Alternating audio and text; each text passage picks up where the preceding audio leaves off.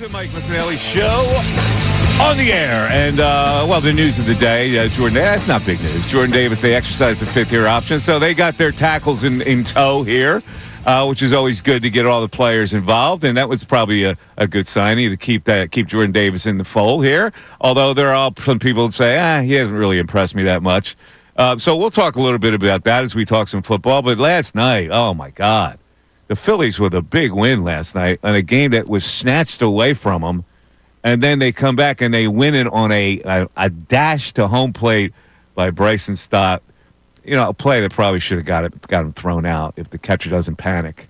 But the Phillies win last night, and we have some great sounds from last night. Very exciting game. If you're at the ballpark, it's like, you're going to win this game, and then Kirkring comes in, no, we're going to lose this game, and then you battle back in the bottom of the ninth, and you win the game on a mad dash from third base on a wild pitch. So we'll talk about that as well.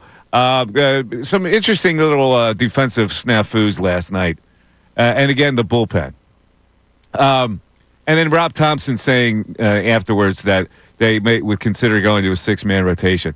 I don't know about that, but listen, there's some flaws with this team. You know there's some flaws.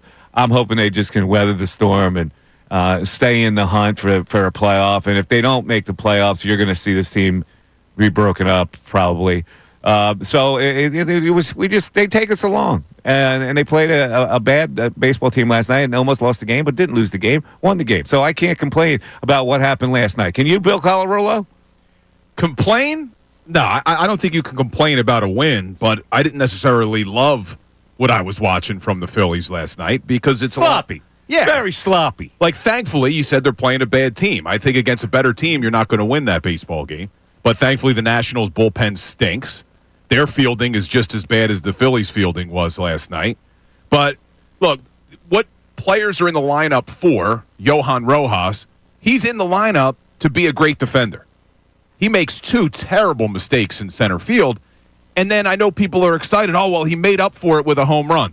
You said right before the show, and I agree with you, that home run maybe is the worst thing that could have happened to Johan Rojas.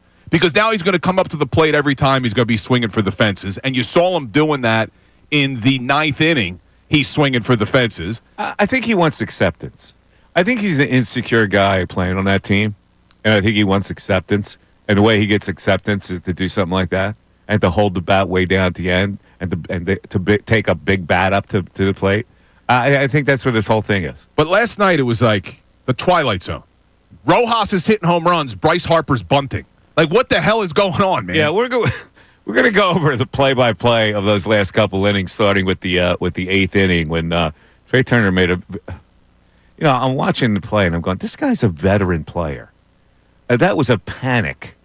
Like, a young shortstop, like maybe who comes out from AAA, makes a panic play like that. And he made it. And he's a veteran guy. He's played shortstop for a long time in this league. But let's get to the exciting moment, Ray. I want to play the mad dash to home as it was described last night by Tom McCarthy and John Kruk as the Phillies are in the bottom of the ninth inning, a tie game. Stott's on third, and here's how the play developed. Ruiz again blocks, and here comes Stott. The throw not in time. The Phillies win it. Bryson Stott scores the game winner on a wild pitch. They took two chances in the inning, and both paid off. Yes. And there's Kruk with the yes. Finnegan had a rough outing last night. Throws the ball in the dirt. It's blocked. It kicks away. The catcher panicked. Catcher panicked. The catcher messed up twice in that game. Ruiz. I mean, the game should have been over. Rojas's sac fly wasn't deep enough. No, it wasn't. And Bohm, slowest guy on the team potentially, he would have been out by a mile if the catcher makes the catch and makes the tag. So, look, a win is a win, but thank God it was against the lowly Nationals because you're not winning a game like that where Kirkring comes in. Interestingly enough, the Phillies have dropped like a rock in a pond in the power rankings. They at one point were 1 or 2 this year, right? Here's the power rankings currently in Major League Baseball. Mets, Dodgers, Giants. Mets, Dodgers, Giants. All National League teams. Yankees, Padres, Cubs, Tigers, Diamondbacks before you get to the Phillies. Does that smell playoffs to you? You just named 6 teams. Yeah, is that playoffs? 6 National League teams. I don't think so. Is it possible that they don't make the playoffs? I guess it is. I can't fathom it, though.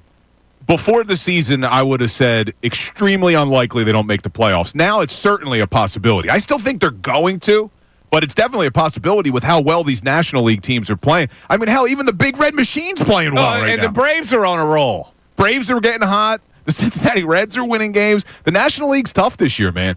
And you're not going to win a lot of games when your bullpen is as bad as the Phillies' bullpen has been. Just not. They got lucky last night. The Phillies got lucky that they played the Nationals' bullpen. Ray, big baseball man. Ray was living and dying with that game, man. I could just see Ray going, oh, yeah, oh. Right, Ray? You had all those kind of emotions last night with that Phillies game? Absolutely. It started in the 8th inning. That Alvarado up and down where man. Turner throws the ball that when he first throws it, you're like, oh, this is ending up in the CP Rankin Club. That throw is nowhere close to home plate. And somehow Realmuto catches it. Finally, by the way, Tom McCarthy using Realmuto on that play Did right there. Did he say Realmuto? He did. Oh, my God. I can't believe it's Realmuto. That's how chaotic the play was. He must be listening to the show. He made a conscious effort. I think somebody told him that, you don't say Realmuto. Yeah. Did you know that? The people are noticing that? So he gave you a Realmuto last night. But, again, I heard Crux say it. This is the baseball analytical play on that play. Like, he's got the ball up the middle. That's a double play ball. Now, whether he scores or not, you still have a tie game and you're at home. So against a bad bullpen. You would trade 2 outs for the run there. Instead, he panicked. Not only he was a foot from the base. First of all, if you're going to go that far, maybe you try to do a quick step and then you throw home. At least you hit the bag and throw home, or you can choose the. A shortstop has been playing in Major League Baseball shortstop for a really long time. Should not make a mistake like that. But I don't want to pick on Turner, but does it surprise you? I mean, he hasn't been a great fielder. It does surprise me. And that has nothing to do with fielding. That has to do with the decision making. Yeah, you're right. And so when you make a decision, you got to know as soon as that ball's hit, all right, I got 2 here. Boom, boom. Or I got step and throw home here. He got caught in the middle where he didn't step on the base and threw home, and he threw wildly because he panicked. A Major League shortstop has been in Major Leagues for that long, playing that position, should never be fluxed mentally on what he's going to do with the baseball. Yeah, you're right. Before that ball's even hit, he should know what he's going to do. As the ball's being hit. Yeah, he should know what he's going to do. Where that ball's being hit dictates exactly what you're going to do as you go over the scenarios in your head. Okay, if the ball's on my backhand side, I got to make sure that run doesn't score. If the ball's in front of me, I still can look at him and get a double play. If the ball's towards second base, I got a double play or I got step and throw home. The crazy thing is, though, Turner makes the blunder there. Rojas has the 2 blunders in center field. But both of those guys were also your best hitters last night. Turner goes 4 for 4. He's hitting a quiet 290 right now. Getting that bloop hit by Rojas? Oh, yeah. Rojas, man, he's hitting 288. All right, so the home run. Down to earth. I actually texted you.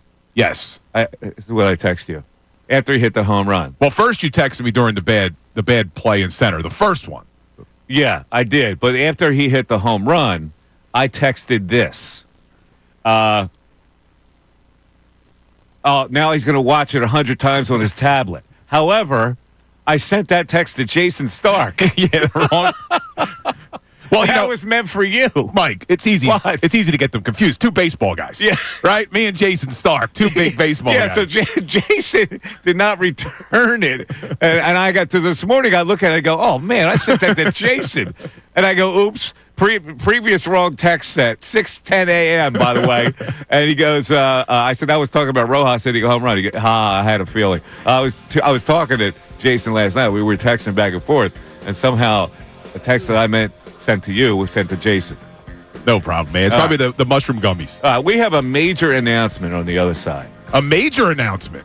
First of all, it's General Knowledge Wednesday. And we got great tickets for giving away, too. Yeah, we have a great prize to give away. We'll tell you about it. It's General Knowledge Wednesday. But also, we have a major announcement. This is the last day. Well, I'll save it. I'll save it. 610-632-0975. It's the Mike Missanelli Show on 97.5 The Fanatic. Connor Thomas.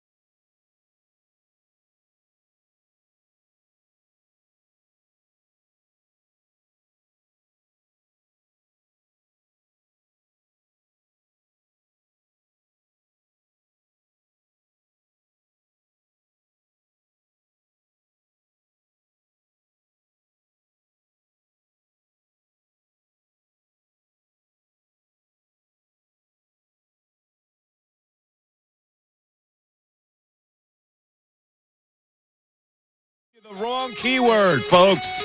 That's my bad. The 10 o'clock keyword is income for the Fanatic signing bonus. INCOME.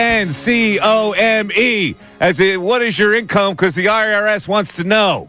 You still have a few minutes to enter it on the Fanatic app or 975thefanatic.com or text income to 45911, and you still be eligible for the $1,000 prize. Each winner gets a call from Beasley, so be sure to answer your phone. All right? Sorry about that. The keyword is income for this hour. Ray, can you clip his first line there that I am an idiot? I am an idiot. For more than just that. I am not an animal. What is that, Elephant Man? That's correct. Yeah.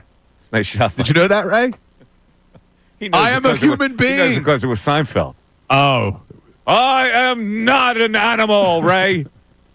Sorry, I'm right now diving through the text line where everyone has chimed in with, is that the correct word, or It's am I not an the idiot? correct word. Yeah. I screwed up, folks. I apologize. If I could give you $1,000, I would. You can't? I currently don't have it. Yeah, people are tweeting at me, too, saying it was the wrong keyword. All right, now, listen. Here's the news item here. Ray, you're going to have to be not only the text monitor, but the chat board monitor, because Bill Colarulo has forgotten his laptop.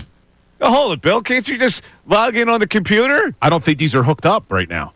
They're not hooked up? No, and I could technically open it on my phone, but that's, it's small. And Well, I have a computer that's hooked up. yeah, I don't think these are hooked. I don't believe that they are. I'll have to get somebody to hook that up for you. I don't know. You know what? I'm going to try it. I'm going to actually try to pay attention You to without that. the chat board? I'm going to try to pay attention to you. You're going to pay attention? You don't have that kind of capacity So- to pay attention. Apparently, my wife's updating me on what's going on in the chat room. They're saying to have my father-in-law bring me my laptop. They said, tell him to put down the garden tools and bring you the I laptop. think maybe the old lady should bring you the laptop. She's working, but maybe she could. The baby will visit. After the session, run the laptop to you. Now, we're going to try it without it. I know the chat board misses me. But Here's Mike Vito over here. Check it out. See if the computer should be on, he says. yeah, I don't Is know. that what you're saying, Mike? Or is it not? It's not attached. He's got to have his chat board. He can't exist without the chat. It is hard to exist without my Yeah. peeps. All right. Here's the big news, folks. Should we hit the breaking news here? This is big. Hit the breaking news. Hit the breaking news. Now, breaking sports news from 97.5 The Fanatic and 97.5thefanatic.com. You know that we have been without a regular phone system Yeah, true. for how phone long? system. More than 2 months. It's been a long time. Been a really long time. My sources tell me that by tomorrow's show, our phone lines will be totally hooked up and brand new with a brand new system that will have no more glitches. Wow, Ray. Did you know this? I'm just finding out now. Whoa. My deep, deep sources tell me this. Wait, is it all going to be hooked up? Like, are you going to have the call screener and everything? I am told yes. Oh, my goodness. So, Are you going to remember how to do a show like this? I don't know. I don't know if I can. There's no phone bank here. They're going to put the phone bank in there. I don't know. I could be rusty with that. But in any event, today is a monumental day because this is the last day that you can call for our flimsy-ass temporary system, which has caused the world problems. Yesterday, about 1,000 people said they tried to call in, and they still couldn't get through, even though we've been assured that the phone lines are still open for people, but apparently they haven't been. Well, enjoy it while it lasts because you don't appreciate things until they're gone. This right? is the last time you can get in on our flimsy-ass temporary system, so test it. Well, and it's worth testing it because we're giving away a great prize for general knowledge. Tell them what we're giving away today. We are giving away 2 tickets to the one and only Bryan Adams. I had my first real 6-string Oh, yeah. down at the 5 and dime. See, you go there. I go, everything I do it for you. There you go. Robin Hood, Prince of Raspy Thieves. voice Bryan Adams. Oh, yeah. So this is Pair of tickets to see Bryan Adams, the Roll with the Punches tour with special guest Pat Benatar and Neil Giraldo. That's her husband. On Wednesday, October 29th. You didn't know that, did you? I did not.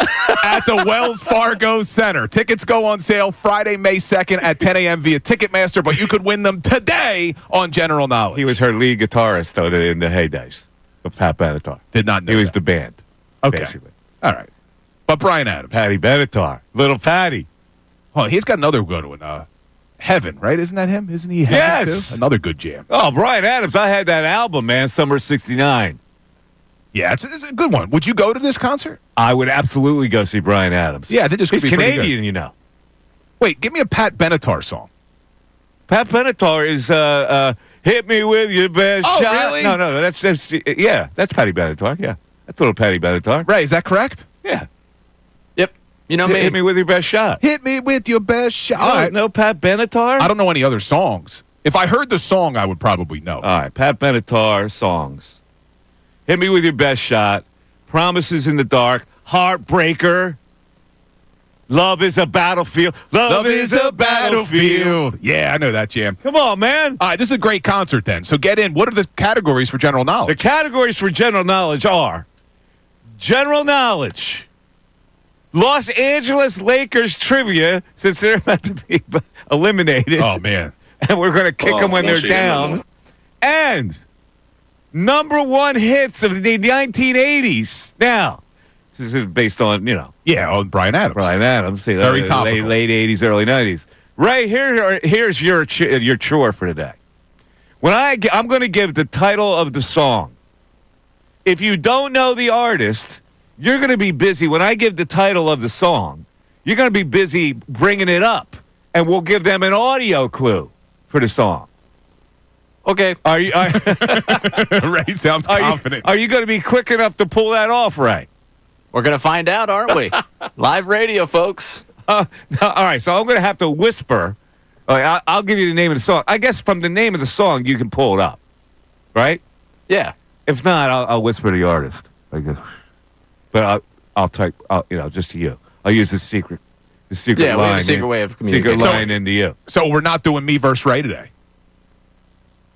Because if he's got to be the one pulling up the music. Listen, here's the thing. I'm hoping we get enough callers. we get enough callers. If we don't get enough callers, we'll do you versus Ray. All right, but even if we get callers, they usually compete against Ray. All right, that's what we'll do. The callers will play for either one of y'all, like we've been doing. Okay, and Ray's just All going to right. have to be quick on the It's you. keyboard. So it's you against Ray, but everybody who gets a question correctly qualifies for the Bryan Adams tickets. All right, sounds good. All right?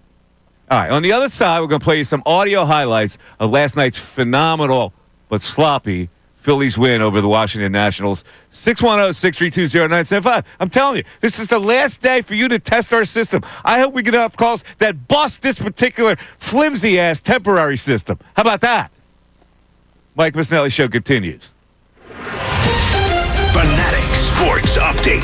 Phillies walk it off. I'm Ray Dunn with this Fanatic Sports Update. The Phillies and Nationals played a wild game on Tuesday night, winning 7-6 as Bryson Stott dashed home on a wild pitch for the winning run. Jose Alvarado walked the tightrope in the 8th, loaded the bases up, then striking out 3 straight batters to preserve a 1-run lead. The Phillies added insurance run in the bottom of the 8th. It didn't matter because then defensive miscues and an 8-low 3-run homer put the Nationals ahead in the top half of the 9th inning. The Phillies then got a couple of incredible breaks their way. Alec Boehm tagging up and scoring on a sac fly from Johan Rojas on a ball that went past the catcher that allowed Boehm to score, and then the wild pitch brought home Bryson Stott. It was a wild evening in South Philadelphia, and the Phillies end up with a 7-6 win against the Nationals. They're back in action against Washington again tonight at 6:45. Elsewhere in Philadelphia sports today, it is reported that the Eagles are going to exercise that 5th-year option for Jordan Davis's rookie contract. They had to make a decision on that this year, which means Davis will be here for at least the next 2 seasons. This update is brought to you by Mattress Firm. Get matched and sleep at night during Mattress Firm's Upgrade Your Sleep sale. Take 120 nights to love your bed or your money back. Restrictions apply. I'm Ray Dunn in your home for Truist Championship coverage, 97.5 The Fanatic and 97.5thefanatic.com.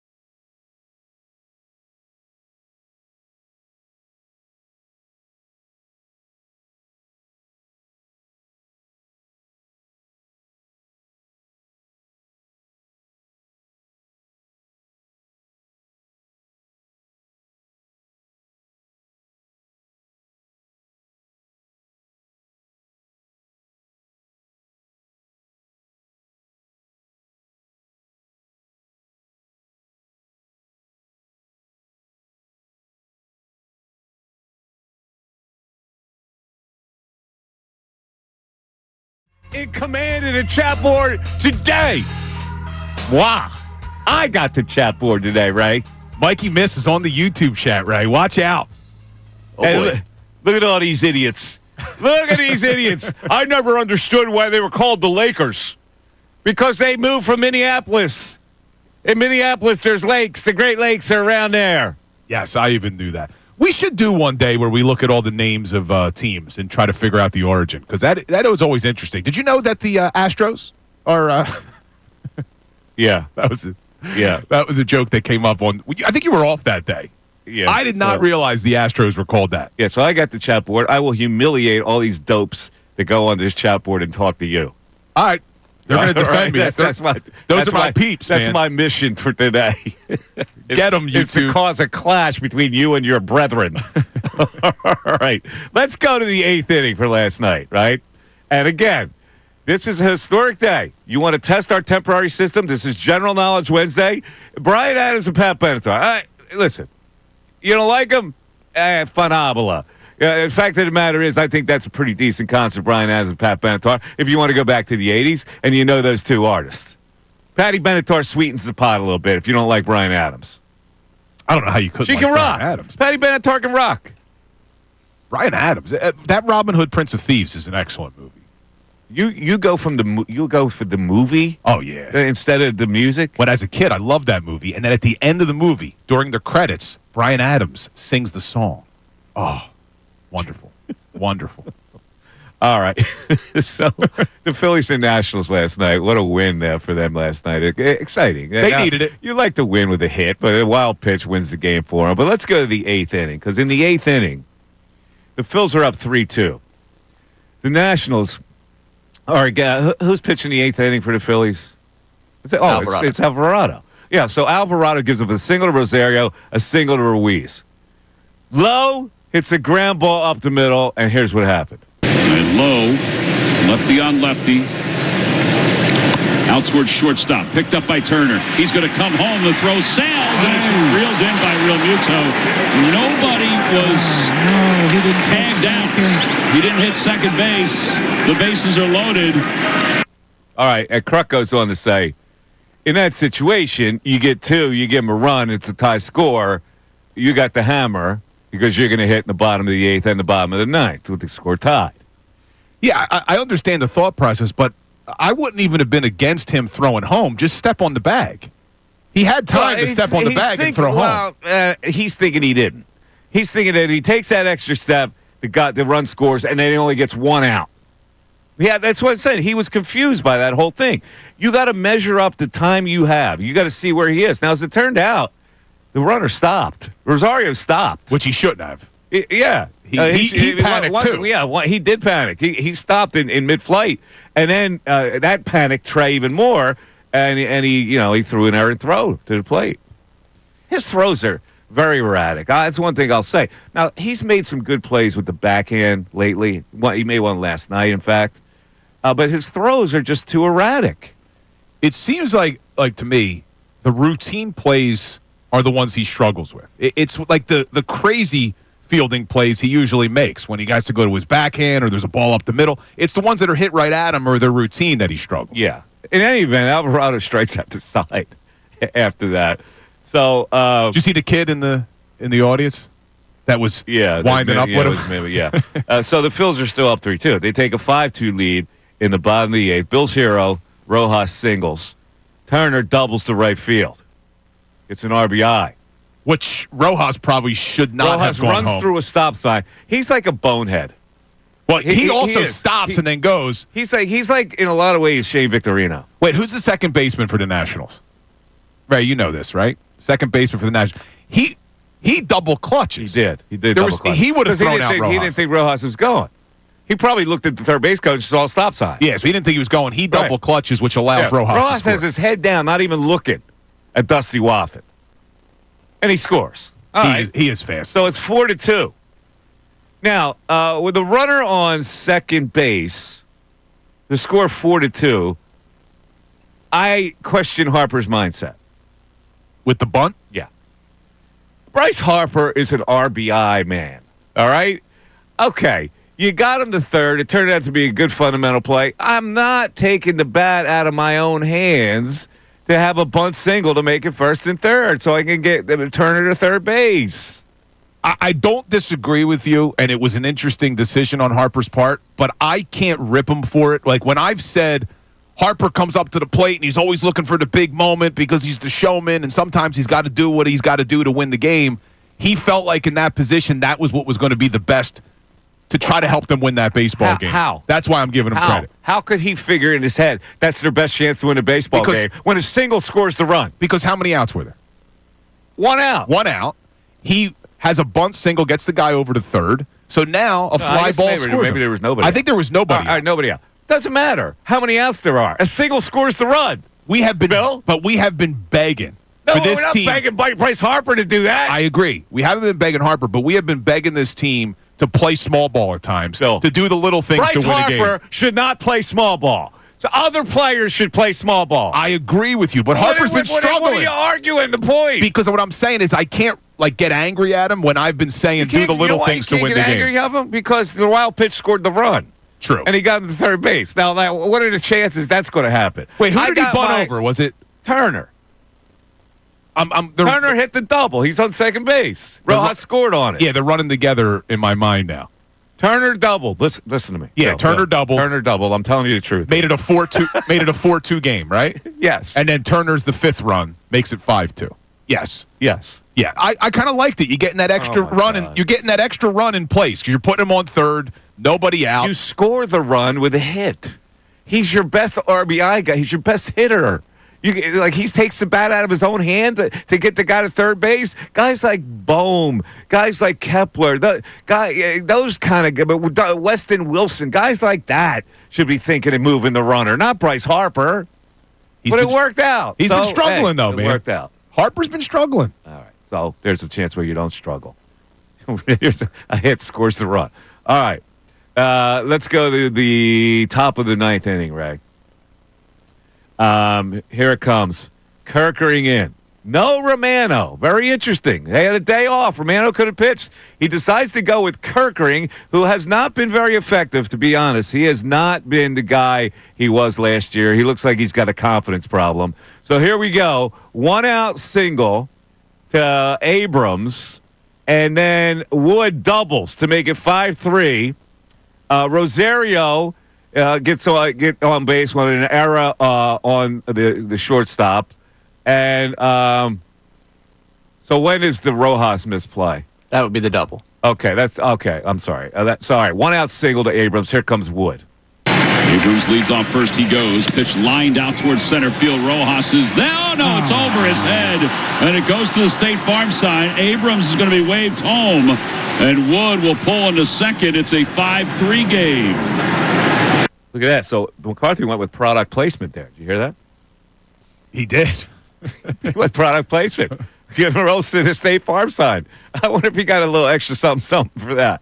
In any event, Rojas with a misplay. He misplayed 2 balls last night. Bill, you have anything to say about that? That's why he's in the lineup, man. I mean, I know he makes up for it at the plate last night, but when we're playing 162 games, Rojas is going to come back down to earth at the plate. He's in there for his fielding, and he hasn't shown me that he's this all-world fielder that everybody keeps talking about this season. All right, so he can't afford to make those mistakes. It's 5-3 now. Here comes Rosario, and this is what he does. Ground ball towards short, backhanded by Turner. Rosario is safe at first.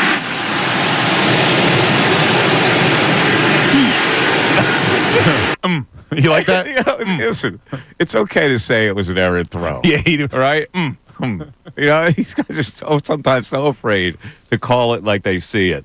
Okay, so Ruiz then strikes out, but the wild pitch happens, and then as we go into the break, here comes Lowe, and here's the pitch, and there it goes. Go ahead, Ray. Oh, no.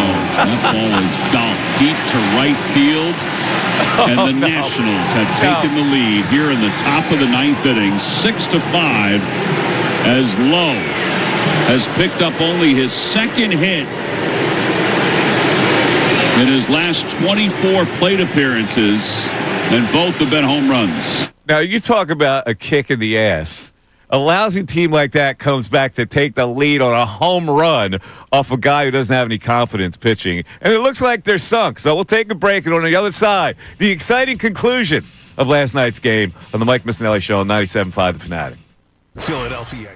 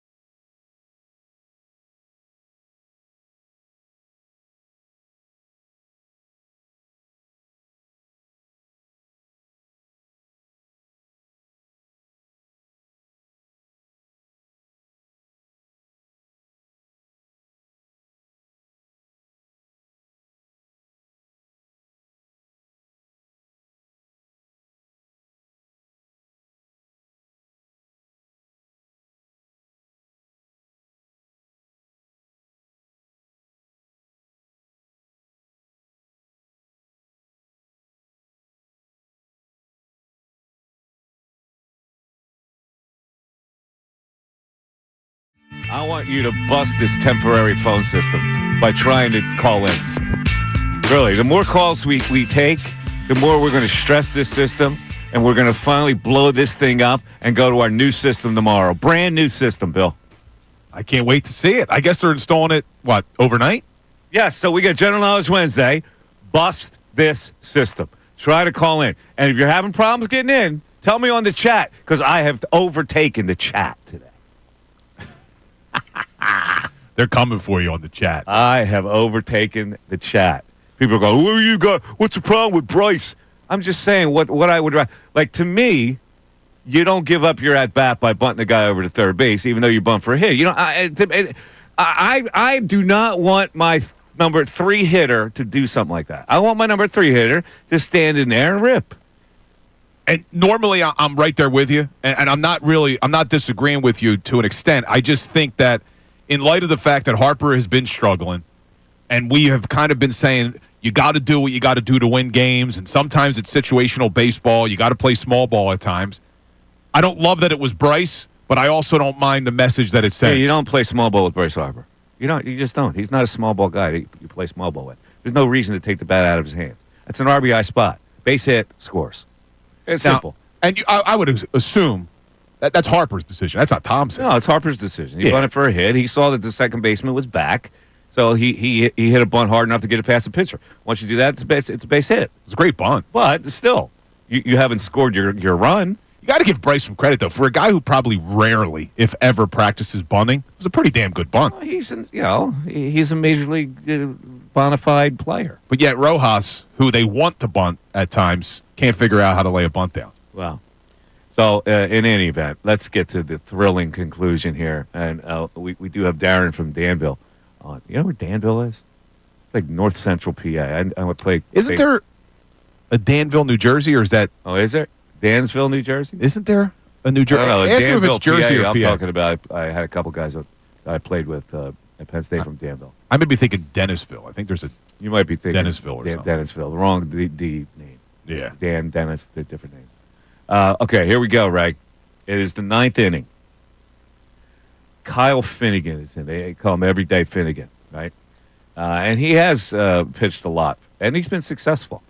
But not last night, ladies and gentlemen, because Bohm singles, Stott walks, Kepler flies out, Bohm gets to third base. And here comes Rojas. And here's how it sounded. Now the infield is in for the Nationals. 2-2. What a lead for Stott off second. Fly ball right field. It's not that deep. Cruz is in. He makes the catch. Bohm's coming home. Here's the throw to the plate on one hop. He gets by Ruiz. The Phillies have tied the game up. It's a 6-6 game. All right, so Cruz threw a seed. It was a little offline, so I think the catcher was trying to make a quick scoop and tag. Wasn't a perfect throw, but it was good enough. Especially when you got Bohm, who's got like 2 pianos on his back trying to score. All right, so they get away with it. That ties the score. Stott winds up on third base, and here is the fatal pitch by in again, out again, Finnegan. Ruiz again blocks it. Here comes Stott. The throw not in time. The Phillies win it.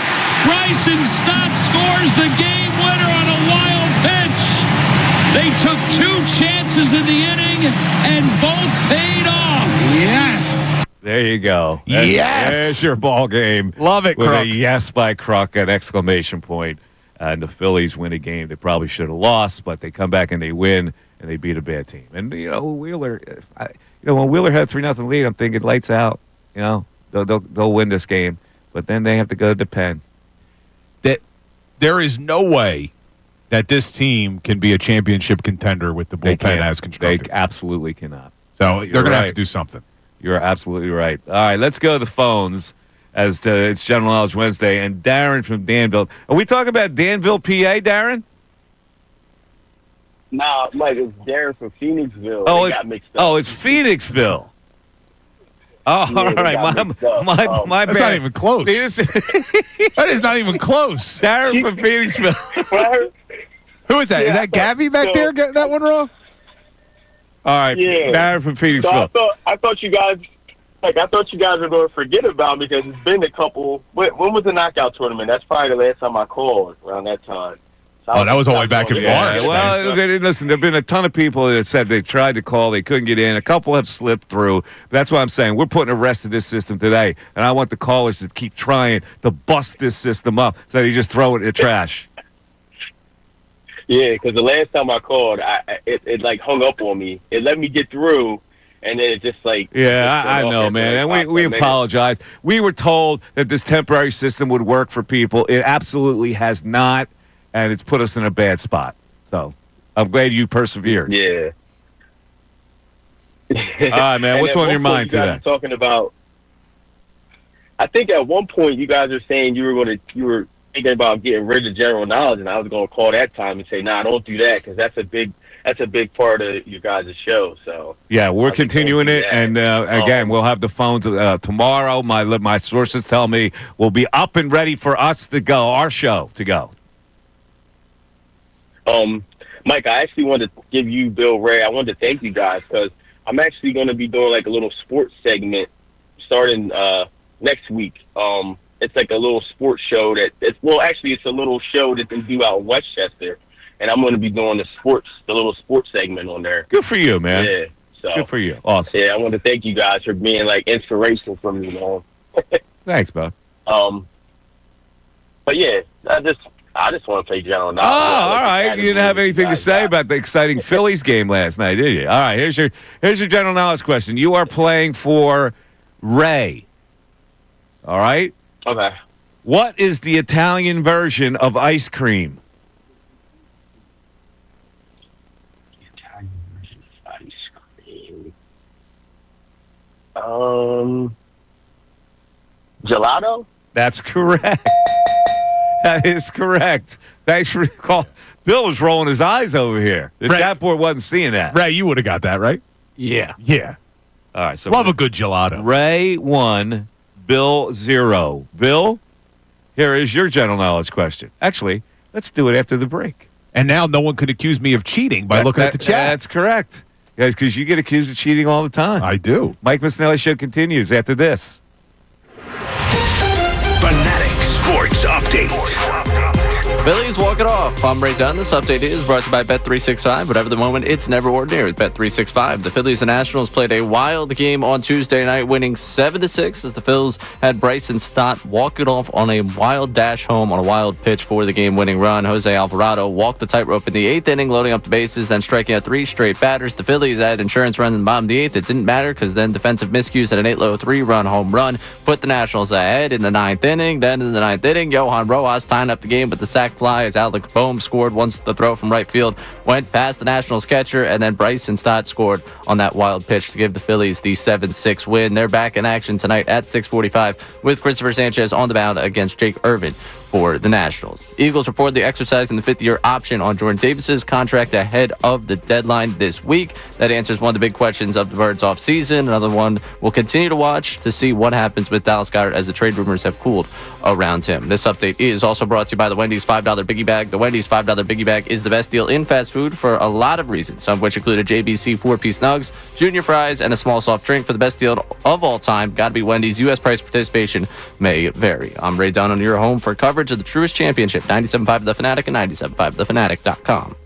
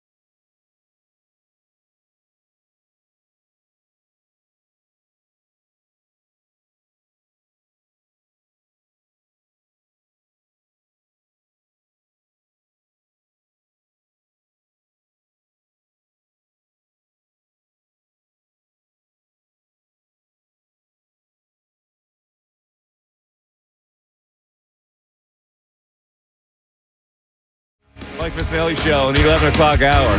Very interesting. These NBA playoffs, man. They're high in emotions. These guys are ready to fight each other. In every game, these guys want to take each other's head off. You notice that? The competitiveness there? It's been awesome, It's almost man. getting like the NHL playoffs, the NBA. It has been really good. I'm upset I didn't get to watch the Knicks Pistons last night. I've been loving that Tough series. loss for the Knicks. We'll see, man. I don't think Detroit can win 3 in a row, but that's been a good series. But I missed it. Did you watch it last night? Detroit's won 2, haven't they? It's 3-2, but they were down 3-1. I'm saying, so they would have to have won 3 in a row. I don't know if that's going to happen in that series. Well, Brunson and Josh Hart are hurt though. Well, Pistons should have won last game with the Josh Hart foul, but I don't want to go back to that. Yeah, no. Pistons win last night in New York City, a big win, and the Pacers take out the Bucks, which leads me to this. Yes, That's done in Milwaukee. There's no question in my mind he wants out. You're talking about Giannis. I'm talking about Giannis. There's no way he's not going to be the next guy to say, "Get me out." Dude, figure out a way to get him here. I'd love Paul it. George Maxey, number 1 pick. That's a lot, dude. I love Giannis, but to give up Maxey and the first-round pick, it depends on where it is. Are you kidding me? Well, you're going to have to wait until... Well, hold it. Hold on, stop for a second. Uh-huh. It can't be the number 1 overall, though. Like, I'd rather have Cooper Flagg and Tyrese Maxey than trading Cooper Flagg and Maxey for Well, you said Giannis. before the timing would be off anyway. You couldn't make that kind of deal for this first. You'd have to wait until the lottery. Next year's first-round pick. Yeah. I think, right, yeah, we'd have to wait until the lottery, which is in a couple weeks. Yeah, wait, why would the time be off? I'm confused. I'm saying you would not be able to trade this year's first-round pick until you knew where it landed in the draft. Right. Well, I doubt they'd be interested in it until they Yeah, because you wouldn't have it. You can't trade it anyway. Yeah. So I guess anything outside of the number 1 overall pick, let's play this game now. If it's 2 through 6, would you pair their first-round pick, Tyrese Maxey, and Paul George for Giannis? And then you're going to have to make the contracts work, so they'll have to throw in something else. You would not do that. Oh, man. I think I would. Oh, hold a second. I think I would, You're Mike. getting rid of Paul George. Yeah, I think I You would. get rid of Maxey. We know Maxey's a good player, but not a super duper star. And a number 1 pick. You're not doing that. So you're going to build around Giannis and Embiid. Do you trust Morey to put the right pieces in place around those two? That's irrelevant. I would do it, Mike. I would do it. I'm coming around. God. I would do it. Oh, my God. Well, look, Giannis Ray, is... how about you? Maxey, George's contract goes, and he'll get back to the Midwest where he flourished, like Indiana-ish, and the first-round pick. I mean, to get out of the George contract, that's nice. Doesn't do a ton for me. It doesn't do a ton for you. No. You would rather have Paul George and Maxey in the number 1 pick. Yeah. You would. Yeah. So Ray wouldn't do it. I think because this ends up being built similar to where the Bucks are this year, where you're a mid-40s win team. You end up going out, maybe not in the first round, but in the second round. Embiid as your 5, Giannis as your 4. Oh, good, huh? I think it'd be tough to defend, man. Will be tough to defend. I mean, it'd be interesting to see. Are we trusting McCain's going to be the guy that... Are you bringing back the same team as you were late? I mean, that's the better alternative? Well, I don't know what, like... Right now, we don't know where that first-round pick is. If you tell me that pick is 5 or 6 and they end up doing that deal, all right, you talk me more into it. If it's something that ends up being like 1, 2... Suppose it's not one. Not one. Would you do it? Basically, you're giving up one of the Rutgers guys at 2 or 3. I can give up one of the Rutgers guys. Yeah, I mean... You see, I'm just not in love with the way that Giannis is going to age. His game's all athleticism. He's already past 30. He's never played less than 60 games in a season. I know, but the last 3, postseasons before this one, he hasn't played a full series? True. You know what his numbers were last night? I know what his numbers were last night. That's great. His team's going home. 30, 20, and 13 last night. Yeah, he averaged over 30 a game, didn't he, in that series? That dude plays every minute like it's his last. Okay. Embiid averaged over 30 last year in the first round, and what's the credit he gets for the last first He doesn't round? play every minute like it's his last. This is why you got a guy who plays every minute like it's last with Embiid who doesn't, which would balance Embiid. To Mike's point, Ray, the reason why I think I would do it is the alternative is we're just running it back. Like, that's the alternative. If you don't make a trade like this, You're going Maxey, George, and Embiid again next year. You're going to try to build around those three. I think it's saying more about how I feel about Paul George than Maxey. It would be a way to get away from PG. Yeah, the reason I consider this is because you're getting out the Paul George contract. Yeah. Like, that's not... And you're still taking advantage of, hopefully, the small window that maybe remains with Joel. You're giving yourself the best chance, I think, of if Joel is even some semblance of what he was, and you bring in a guy like Giannis, maybe you could do something. Somebody in the chat board goes, why would Giannis want to come here? Because he's done in Milwaukee. That's why you want to come here. You got to go to another major city. But I guess the YouTube chatter's point is if he wants to get out of Milwaukee because he thinks there's no shot of them winning the championship, does he truly think he can win one here with Joel? He's playing with Embiid. I mean, is that a better situation than what he's got in Milwaukee? Well, yeah, because Dame's probably his career's over. He's done. He's got the Achilles. Yeah, he's not playing next year for even that. if he doesn't play next year, which is a guarantee, he may never play again at his age. Exactly. But does he want to come and play with Joel? I guess that's the big question. You're listening to the Mike Missanelli Show, 97.5, The Fanatic, WPEN, HC1, Burlington, Philadelphia, a Beasley Media Group station, broadcasting from the Comcast Business Studios, powering possibilities. Now, all right, the whole Giannis question, then, that leads us into the whole issue with Haliburton. Yes. So last night, we don't actually have the broadcast version of what happened at the end of the game, right, Ray? Okay. So Bill, describe what happened last night at the end of that game. So the game ends, and pretty much the Bucks choke that away. Right as the clock strikes 0, Haliburton's father comes onto the court. I don't think Giannis knew it was Haliburton's dad at first, and he's holding a towel that has Tyrese Haliburton's picture on it, and he gets in Giannis's face, and he's saying, "That's what the bleep we do. That's what the bleep we do." And Giannis is kind of looking at him, and he's basically taunting Giannis. And then a little bit later, then Giannis gets back in his face, and they're going at it a little bit. And it turns out that, yes, after the game, a fan, Tyrese Haliburton's dad, he's a fan. He's not a part of the team, comes onto the court to taunt the Greek Freak. In my opinion, Giannis would have been completely in his right to push the guy out of his way and say, "Get the hell out of my face." They should not allow, I don't care, it's his father. He should not be permitted on the court, Mike, at all. How many times is now fathers are now getting in the picture here, sitting courtside? It is the emotions of the game. This NBA, on one hand, listen, a reasonable mind says it's ridiculous for that guy to do that.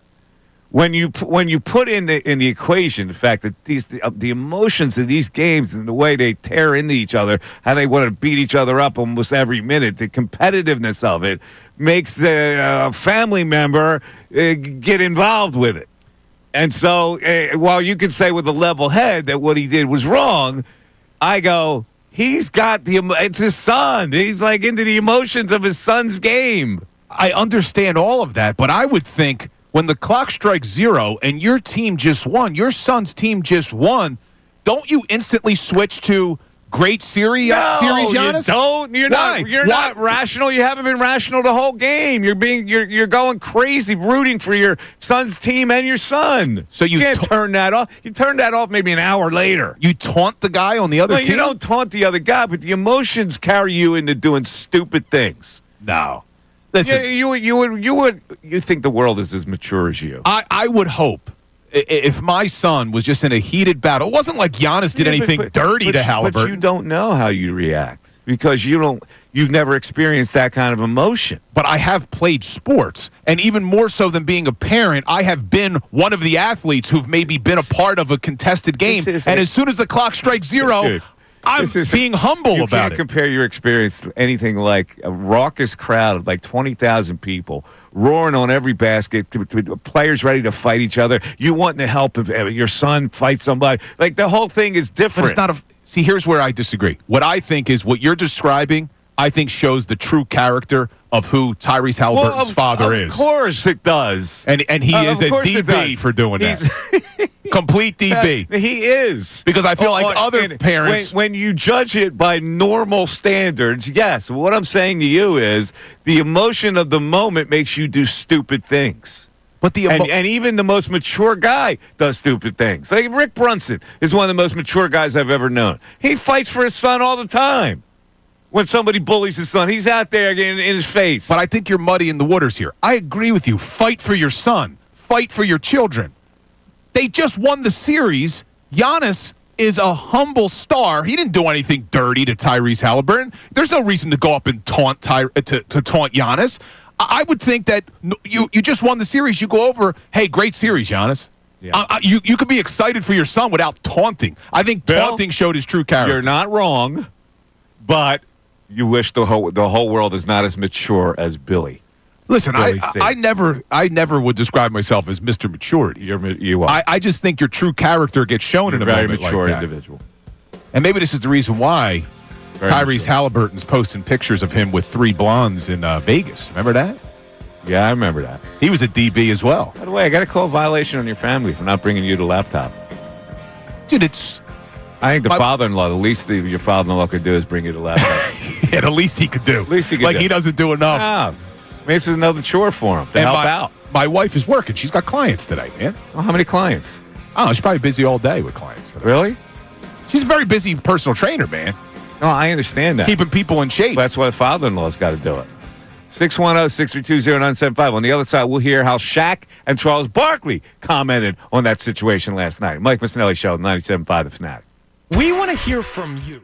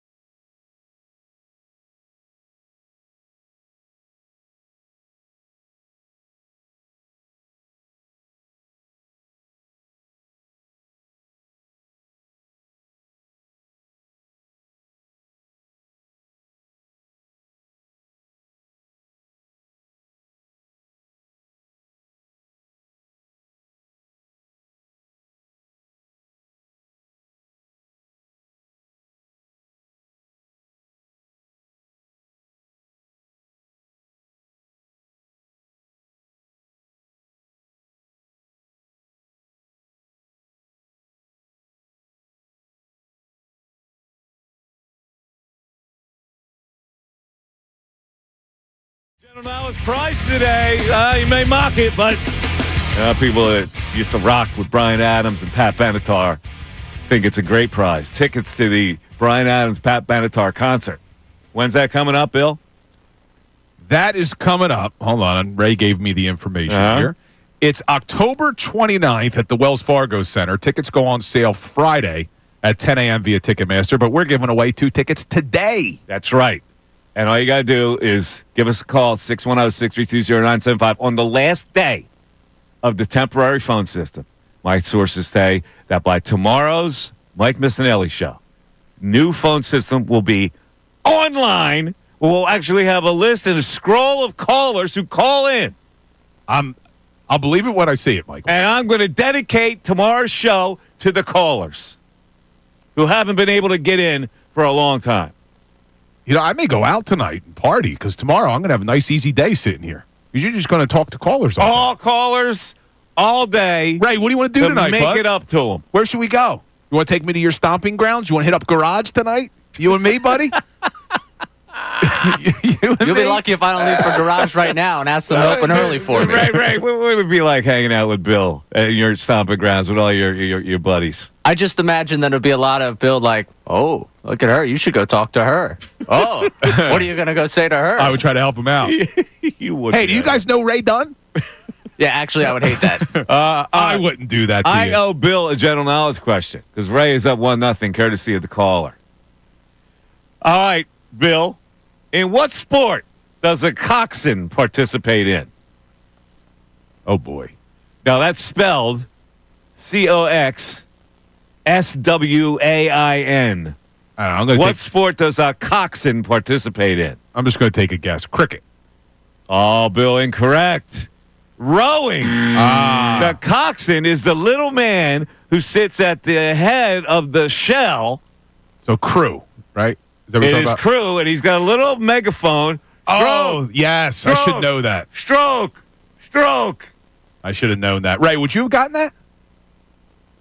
No. I only know that because I covered for many years the Dadvale Regatta as an Inquirer sports writer. The one on the Delaware River? Oh, yes. In Pensacola? Oh, no, the one on the Delaware River right here on the banks of Boathouse Row. Kelly Drive. Yeah, that's where your daughter got married. She got married down the way. That overlooks that area, though, right? Yeah. It's a beautiful spot. Yeah. But, that goes way, you got to cover that thing. You got to walk miles, man. You got to follow the race. It's a great workout from what I hear. Rowing? Being a crew guy. I'm surprised that you haven't gotten into it yet. Muscles marinara over here. Muscles. Well, with the kids. It is. It's tough, man. Yeah, it's really tough. All right, let's go to the phones. Because we got Bobby from Atlantic Highlands. Where's Atlantic Highlands, Bob? Atlantic Highlands is northern New Jersey on the coast. It's where the coast starts for the New north. Jersey. So like Sandy Hook. So I actually grew up in Burlington Township, Mike. So right across the river from you. But I moved up here a while ago. So Burl Twip High School, baby. Burl Twip. Falcons. There you go. Yeah, Phillies. So you're right. The pen is going to kill me. I just got married recently, and every time the pen comes in, my wife says, "Oh, going upstairs," and she had to go through it again last night. Oh, because you're yelling? You're yelling and screaming? That's why she goes upstairs? Yeah, I'm a... you've been a fan since, 10 years old. It's just in you. She doesn't understand that. But is there any, high-leverage guys out there that are available, for, to make a move? I haven't done the comparative study, but that's what the general manager should be doing right now and seeing who's available. Somebody has a surplus. Even if you get you get a setup type of arm, from somebody that's really good, because a lot of teams will have 2-3 setup arms. Then maybe they can, but you're going to have to give a prospect for that. So, you're not going to be able to trade. I don't know. Maybe you trade Brandon Marsh. If you could trade Brandon Marsh for kind of a 7th inning guy. Yeah, maybe. And then real quick, I know you're not really talking hockey, but what do you think? Is there something to the Tocchet thing stepping down in Vancouver? Do you think maybe the Flyers would look at him? Probably. I don't know. I don't know if I'm. I don't know if I'm. For it, listen. You know what the Flyers do, bro. I know. Stop. You know what the Flyers do, man. If you've ever worn the logo, you're in. That is not a I'm a fair sucker. description of Tocchet, though. Totally fair. He has been all over the NHL And as he a hasn't coach. really been that successful, frankly, as a coach. Well, he's a big trader too because he was in Pittsburgh for a while. yeah, So, yeah. but No, anyway, I get it. yeah, All right, man. You ready for your general knowledge question? yeah, we'll see how we do here. All right, these are hits of the 1980s. All right, Ray, you gotta get on this one here. Who's he playing So, for? he is playing for Bill. You're playing for Bill right now. Come on, man. Okay, so All right. so here is the name of the song is "We Didn't Start the Fire." So you need the artist, I need the artist. Billy Joel, 1989. Billy Joel is absolutely correct. He even throws out the year He for threw the bonus year points. out there. Bang! Nice job. Extra credit. All right, you qualify for the Bryan Adams Pat Benatar concert. Is that How about that? Is that Billy Joel's most recent hit? You want to play it? You got a little of it? No, it's not his most recent hit. Dude, has Billy Joel written anything since 1989? That couldn't have been his last hit. I mean, that guy lives off of his. He put together a lot of words in this song. Yeah, I get it. Where's Billy Joel rank in your ranking system? I'm going to say a very unpopular thing. Really? Don't like him? Don't say it. I don't dislike him. I think he's slightly overrated. Joe DiMaggio.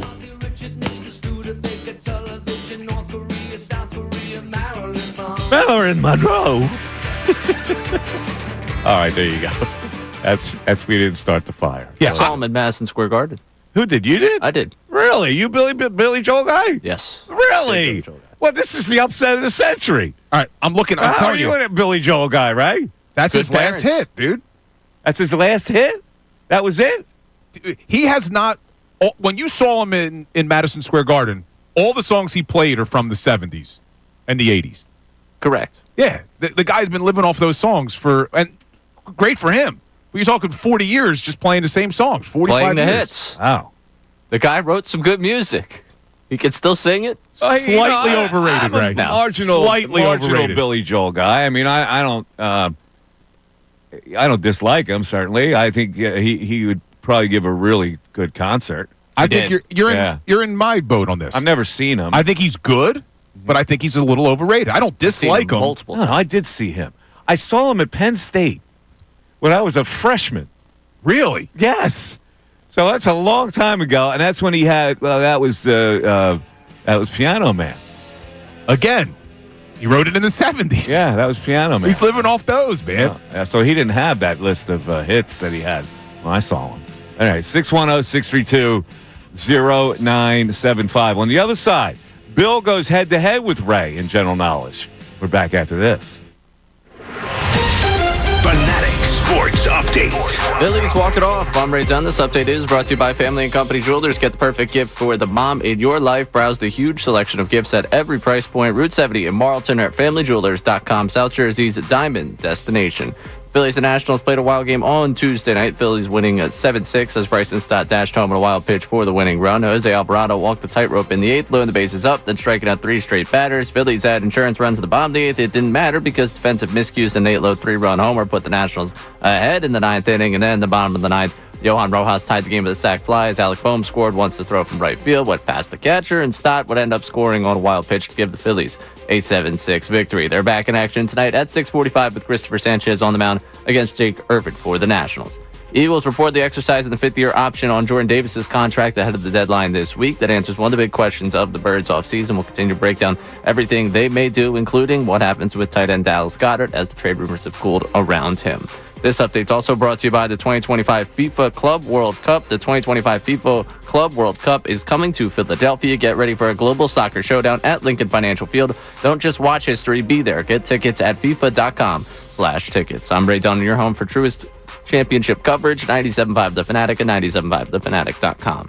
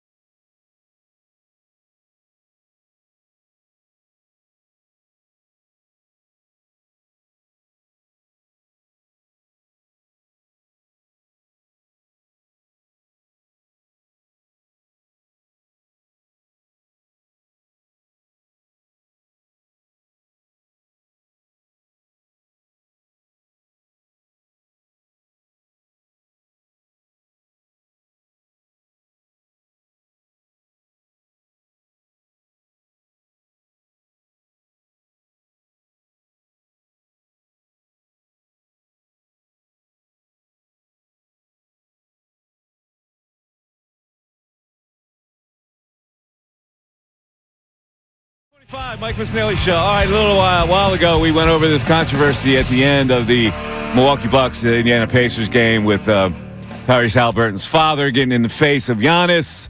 Giannis talked about it afterwards, but so did the Charles Barkley, Ernie Johnson, Kenny Smith, and Shaquille O'Neal contingent on TNT inside the NBA.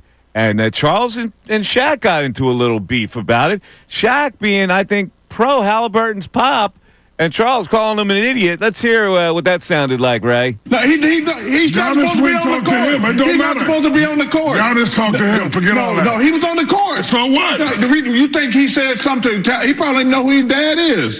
Stop it. Giannis said something. No, because he's on the court in his face. So what? Everybody on the court. You can't do that. Yeah, you can. No, you cannot do that. Giannis said something to him. So you think his dad was correct? No, his dad was 100% wrong. Giannis was wrong? Bro, Giannis said something to him. No, he did not. Yes, he did. No, he not. Look, right there. No, his dad is coming up to him.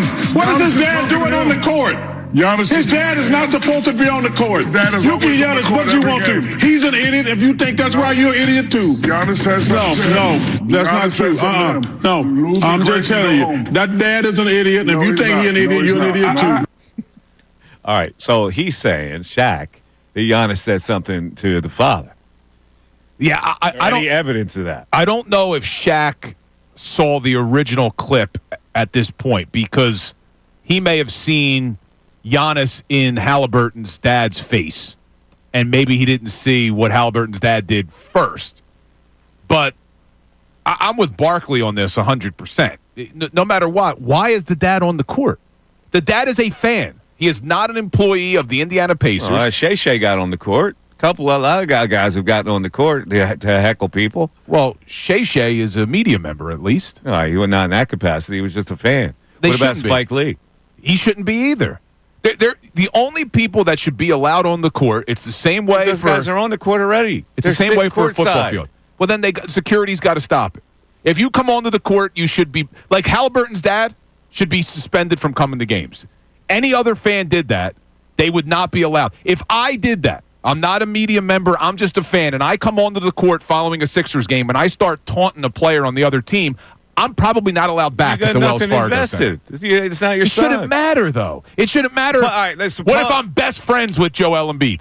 Should I be allowed? No. Okay, so it's got to be blood relation. So if you're blood relation, can an uncle come on? Like, where do we draw the line? I think it's ridiculous. He shouldn't be allowed on the court. Only the father. Only the dad. Now, what about the mom? Suppose Giannis said something to him first. Even if Giannis, during the game or after the game, turned to him and taunted him as a fan, it still doesn't give you the right as a fan so if Giannis to come on the court. Taunted him during, like, pointing his finger saying, yeah, that's what we do, and then at the end, that's what the guy said. Then what? Now, there's no evidence of that, but even assuming that happened, he still doesn't have a right to come on the court. All right, Ray, how do you feel about this particular situation? Yeah, don't come on the court. Like, I don't think you have to go to the extent like Bill's doing, and I think Get Up I think someone was saying, he should never be allowed back. Like, all right, he screwed up. He messed up. He's going to be back at the next game. Let's all relax. Did he apologize, the father? He tweeted out something like, my bad on that. Yeah. Like, obviously, it was a stupid thing for him to do. And his kid said that he was out of line. His kid also said he was out of line. He knows he was out of line. It was easier to say we're out of line when they win. It's easier for the kid to say he's out of line when they win. Yeah, I mean, it is easy to say, and I think it's very much the truth, though. He was out of line. He should not be on the floor. Under no circumstances should he be coming out there getting in Giannis's face. And Giannis was justified in going back after him eventually because at some point it becomes ridiculous. Giannis had his face in like this. The original video, though, you see Giannis looking at him like, who is this man, and what is his problem with me? Like, why are you talking to me right now? I just lost the series. Yeah. For a guy that, like, I'll take my shots at Giannis when I can, Giannis handled this the best he could. He did. He had tremendous control. Losing the series, you're butthurt about that. You know your future. You don't know what it's going to be at this point. All these things going through your head, and this idiot is in your face. Yeah, and because Giannis handled it properly, Ray's probably right that Haliburton's dad will be back there as a fan. If Giannis throws a punch in that situation, Haliburton's dad will never be allowed back at a game. Because then it would have escalated the situation. It would have been like, well, he shouldn't have been on the court anyway. But because Giannis handled it maturely, Haliburton's dad will be allowed back. But for Haliburton's dad coming down on the court, None of it would have ever It happened. seems like a bigger problem to you, Bill, because I think that your kids are going to be getting into sports, and I think you could take this conversation now to the sandlots where your kids might be playing and how you're supposed to act as a parent. Without a doubt. Parents should not act like that. I mean, you see this type of stuff all over the internet, all over social media with things happening. I mean, I know this is old, but it just popped up on my algorithm the other day, too. The kids who are wrestling, the referee tells the one kid, you don't do that, you did a legal move. The dad comes onto the mat and throws the referee down to the ground. Yeah. Like, people do this type of stuff, and you have to be mature in that situation. You are not a part of the sport. I want to fast forward life to see you and your son in some kind of competitive situation where you're watching your son. Suppose it's wrestling. He gets hosed by the official. I'd love to see what Bill Colarulo is going to do. I'm not going to run out onto the mat, I'll tell you that. You going to heckle the guy? Are you going to yell and scream at the guy? What are you going to do? I don't think that's never really been my style. I mean, even when I play, maybe it'll be different with my kids. You've never been in that situation. Once you're in the situation, how are you going to act? But I would hope that I would act maturely, but this is a little bit different. Nobody hosed Tyrese Haliburton. No, this was him coming on to taunt the opponent. That's why he shouldn't be allowed on the court. No family member, no friend should be allowed onto a court, a baseball field, a football field. I know it's harder in basketball because you're right there. But in other sports, you would never see a family member. You're not going to see Hertz's father down on the field taunting Patrick Mahomes. Yeah, right. You got to do me a favor. You got to retrieve the video of Giannis Soprano on the sidelines with her kid's soccer game. What is that? I remember that. It's not her kids. It's Bobby Bacala's kids. Bobby Bacala's kids. That's right. Yes. And she beat the crap out of it. Well, we're bullying Sophia, Tone. Yeah. Giannis. One of the most unlikable characters ever on that show. Yeah, but I want to fast forward if Bill's kid gets hosed on the field. What Bill's going to do? Yeah. You're going to be a coach, Bill? You're going to coach in the youth leagues and stuff? Look, I would love if my son was into sports. He's only 6. He has not shown any interest yet. So he might. You never know. Yeah, we'll see what happens. But if I had the time, I would love to coach. Like I always said, if I could go back and do it all over again, and this was before I was doing sports talk, like when I was an attorney, I'm like, you know what? I would have been a school teacher and a coach. That's what you would have been? I would have been a teacher and a coach. Mr. Colarulo? So, I mean, I love what I do now. But before I was thinking, I would have loved to have had time. I coached 1 year. I coached football for 1 year. It was one of the most rewarding years. Yeah? How would you discipline a punk kid in school, though? How would you handle like a classroom situation? Not sports. Yeah, a kid acting up. Uh-huh. You just got to send them to the principal. You can't do, is that what you would do? Anything, man. You wouldn't try to talk sense into them? I probably would. I would probably try to be the friendly teacher that they could rely on to be an ear, be a shoulder. Yeah. By the way, Ray, what is it with this chat board? Because they're all pro Bill and anti Mike. Because they're smart. It's the smartest chat board in the city. This guy has cultivated his little chat audience. Now they all rip me, and they're all pro Bill. Bill's right again.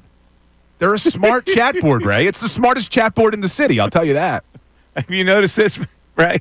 Oh, I've noticed this. That's why I thought it was a very interesting choice for you to go into the chat today. And hold on. Let's not act like I'm already giving a guy your sister's ass. They're probably already blocked. They're probably blocking you left and right. But let's not act like they block me. Oh, you can get blocked on there, so you can't see their comments. He's not commenting. He's not commenting. He's just reading. Okay, but if they block twice. But if they block Mike, you can't see their comments.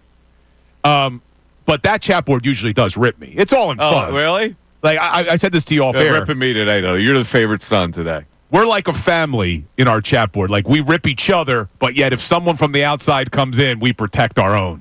That's my. It family is time for a little general knowledge trivia between the two of you. And again, you can climb in. I'm telling you, this is a historic day. We are putting this archaic phone system that we've tried. It's like 2 cans and a string to try to get you on the air. We're putting that to rest today. But this is like history. This is the last impact you can make on this particular phone system. And you do that by dialing in 610-632-0975. That's how you get in if you want to play general knowledge, because we got tickets to Bryan Adams' Pat Benatar concert for you.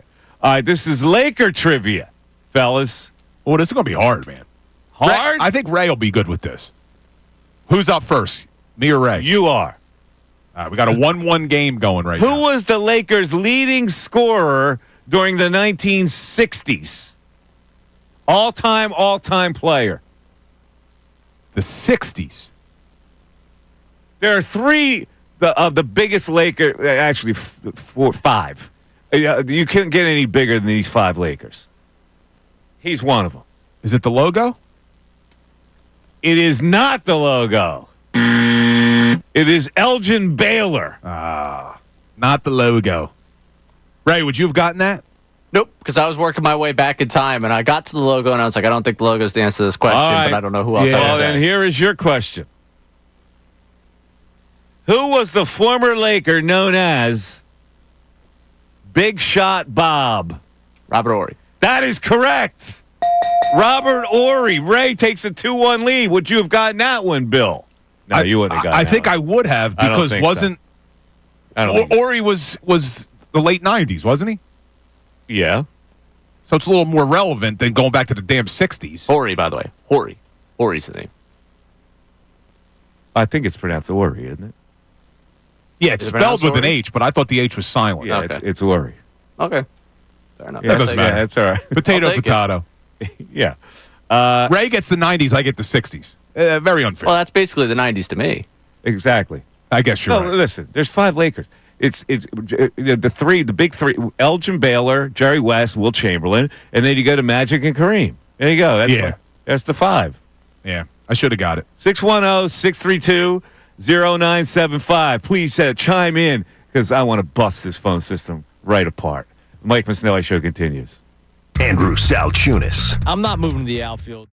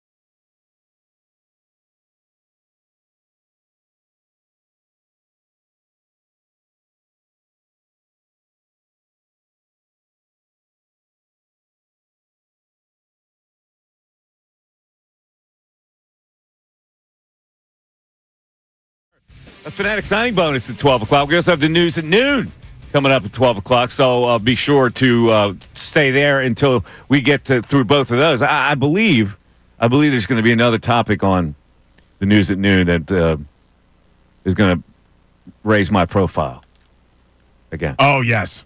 Yeah, I actually sent this one over to Ray. I'm excited. You did send this I'm over excited to Ray? for this one. Okay.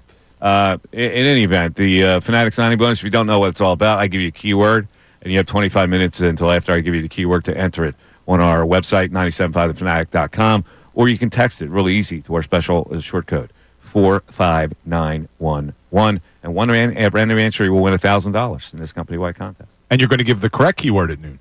The correct keyword was the keyword that I gave at 10 o'clock erroneously.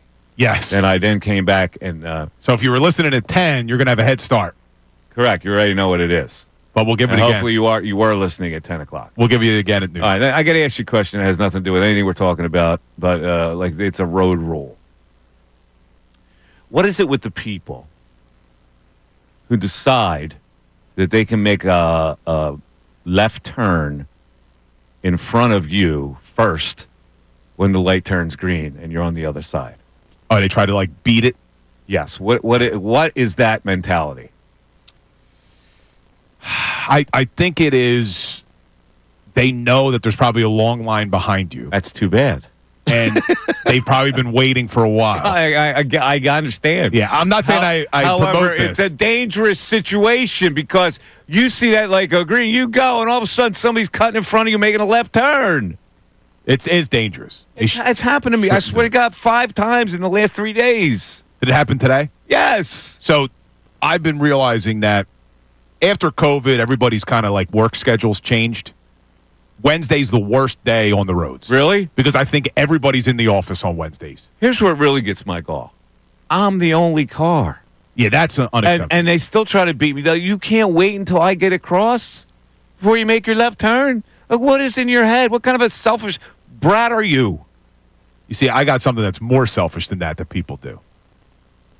I take 76. I get off at exit like 341 or 42. City Line Ave? Yeah, but I get off before City Line because it's too crowded. Oh, really? And I got to make a left coming off the exit. Belmont Avenue exit? I think it's Martin Luther King.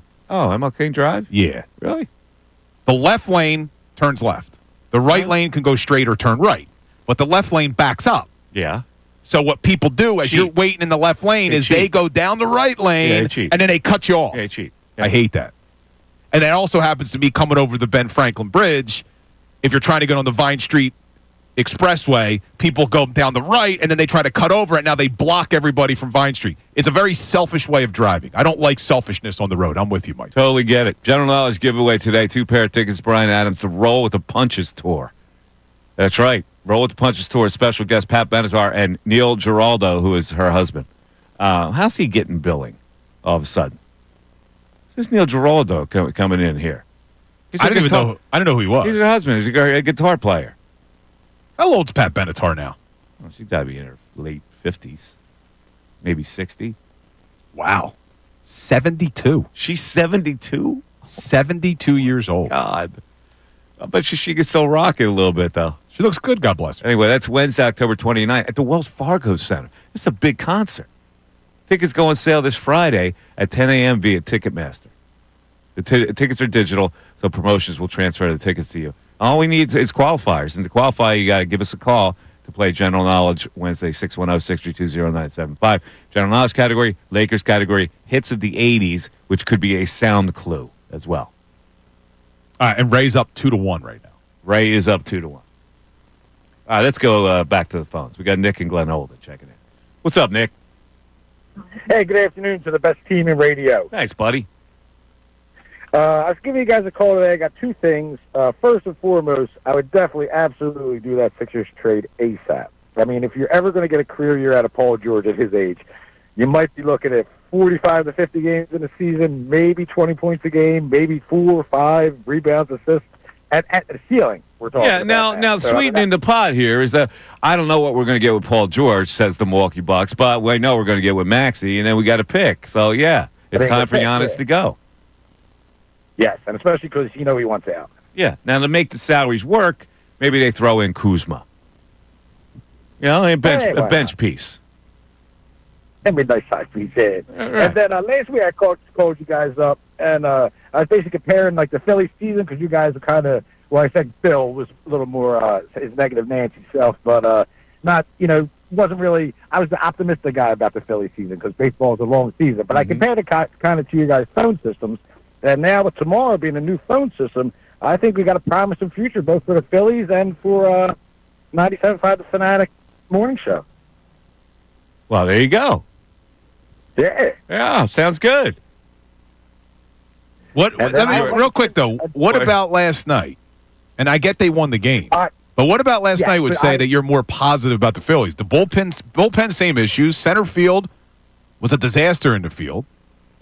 I don't want to be negative, Nelly. I want to be excited, but there's the same He's not problems. going to be a disaster every day. So, the thing that I find weird with Rojas is you ever notice when he plays great in the field, he can't hit, and anytime he can hit, he makes blunders in the field. Like, that's an ironic thing. But last night's game, honestly, it's a game they should have won and then was lost, but it's also a game they should have lost and eventually won. They won. Yeah, they played a bad team, fortunately, who didn't make the right plays when they needed to, and that helped them out. Now, again, Kirkland comes in, they gave him a chance, he blew up. He has not pitched well. He has not been a consistent bullpen piece. Like I said before, I've been saying for weeks, they've got exactly 2 reliable bullpen guys, and they're both left-handed. Not one reliable right-hander do they have. Now you go. What are you going to win? What are you winning with that? Ugats. All right, man. Your general knowledge question, brother. Here's your general knowledge question. There we go. All right, let's give you this one. What city does Superman live in? Metropolis? Metropolis. That is correct. And I think that was for Ray, wasn't it? All right, you qualify. You were playing. Yes, you were playing for Ray. So it's 3-1. But a qualifier nonetheless. I need this one. I need to get this right. Definitely need it to stay in the mix. Okay. What country's army, Bill, was commonly called? All right. I'm sorry. What country's army's hockey team was commonly called the Red Army? Oh, the Soviet Union. Oh, yeah. Wow, that was an easy one. So it's 3-2. That was very easy. Bop. Very easy. Oh, my God. That was crazy. All right, 610-632-0975. Don't forget the news at noon is coming up at 12. You don't want to go anywhere for this one. The Mike Missanelli Show continues. Fanatic Sports Update. Phillies walk it off. I'm Ray Dunn with this Fanatic Sports Update. The Phillies and Nationals played a wild game on Tuesday night. The Phillies won 7-6 as Bryson Stott dashed home on a wild pitch for the winning run. Jose Alvarado walked the tightrope in the 8th, loading up the bases, then striking out 3 straight batters. Phillies had insurance runs at the bottom of the 8th. It didn't matter because defensive miscues and an 8-load 3-run homer put the Nationals ahead in the 9th. That 9th inning, though, in the bottom half, Johan Rojas with the sac fly to bring home Alec Boehm, and then Stott scoring on the wild pitch. All that giving the Phillies a 7-6 victory over the Nationals. They're back in action tonight against Washington at 6:45 down at Citizens Bank Park with Mr. Sanchez on the mound against Jake Irvin for Washington. The Eagles are reportedly exercising a 5th-year option on Jordan Davis's rookie contract at the deadline this week. That answers one of the big questions of the Birds offseason. We'll continue to wait and see what happens with some of the other big questions, including Dallas Goedert and whether or not he remains an Eagle. This update is brought to you by Discover. Do you know it's accepted at 99% of places to take credit cards nationwide? If you guessed Discover, you guessed right based on the February 2024 Nielsen report. I'm Ray Dunn, your home for truest championship coverage, 97.5 The Fanatic and 97.5thefanatic.com.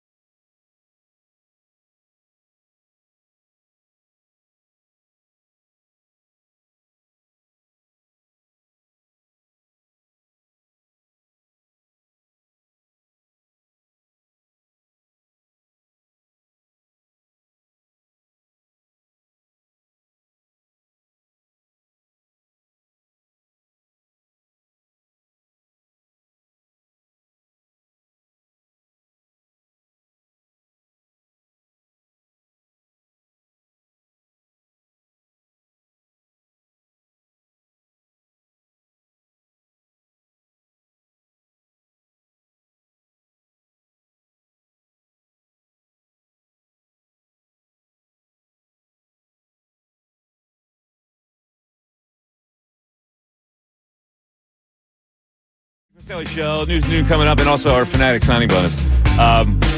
Watched a new show last night. A lot of people are liking this show. Not sure how I feel about it. Saw the first episode called Happy Face. Haven't heard of it yet. It's based on a true story of the Happy Face killer of, I guess they were in Oregon. Is it good? Dennis Quaid plays this serial killer who's in jail. Interesting. I don't know if I For can life. picture him as a serial killer. He looks a little creepy. He does. They creeped him up a little bit. He's old now, and they made him look pretty creepy. But the daughter is like it revolves around. He has a daughter that he doted on as he was being a serial killer, and she works for a news channel. She does makeup. Gotcha. And so now they find out that because she's hid this secret her whole life, that the Happy Face killer was her father. Oh, she knew. Yes. She would ignore the guy's letters from jail and the whole bit. So finally he gets to her. And so Now there's another, not a show, but there's like a risque movie that a lot of people are talking about. The Baby Girl with Nicole Kidman. Oh, yeah, that's it. Have you seen that yet? No, there's less sex in there, though, with a younger man. Yeah, I've heard it was pretty good. I haven't watched it yet. No, but I heard it's been out for a while. Has it? Yeah. I don't know why. Maybe it just made its way to like Max or whatever. I can say that the actress that plays the main focus of this Happy Face, no good? I think there could have been better choices. She didn't suck me into it at all. And it's should be a good role for her. Anna Lee Ashford. I don't know who that is. I never saw her. Neither do I. Doesn't look like she's necessarily been in a lot of things yet. Sometimes that's good though. You get to.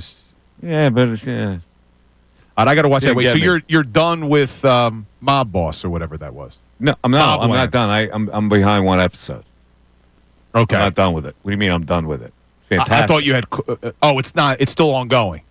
You're watching it live as it's being released. It's only got 5 episodes so far. Yes, I got to wait. I got to binge, man. I like to binge. You got to binge. You can't watch one and then wait for next Sunday? Hate it, dude. Hate it. I like to wait till it's over. The whole season's over? Yeah, you got to be careful, though, because then you hear stuff on social media. No, I like to go along. I like a fresh show like that. Can't wait till Sunday comes up.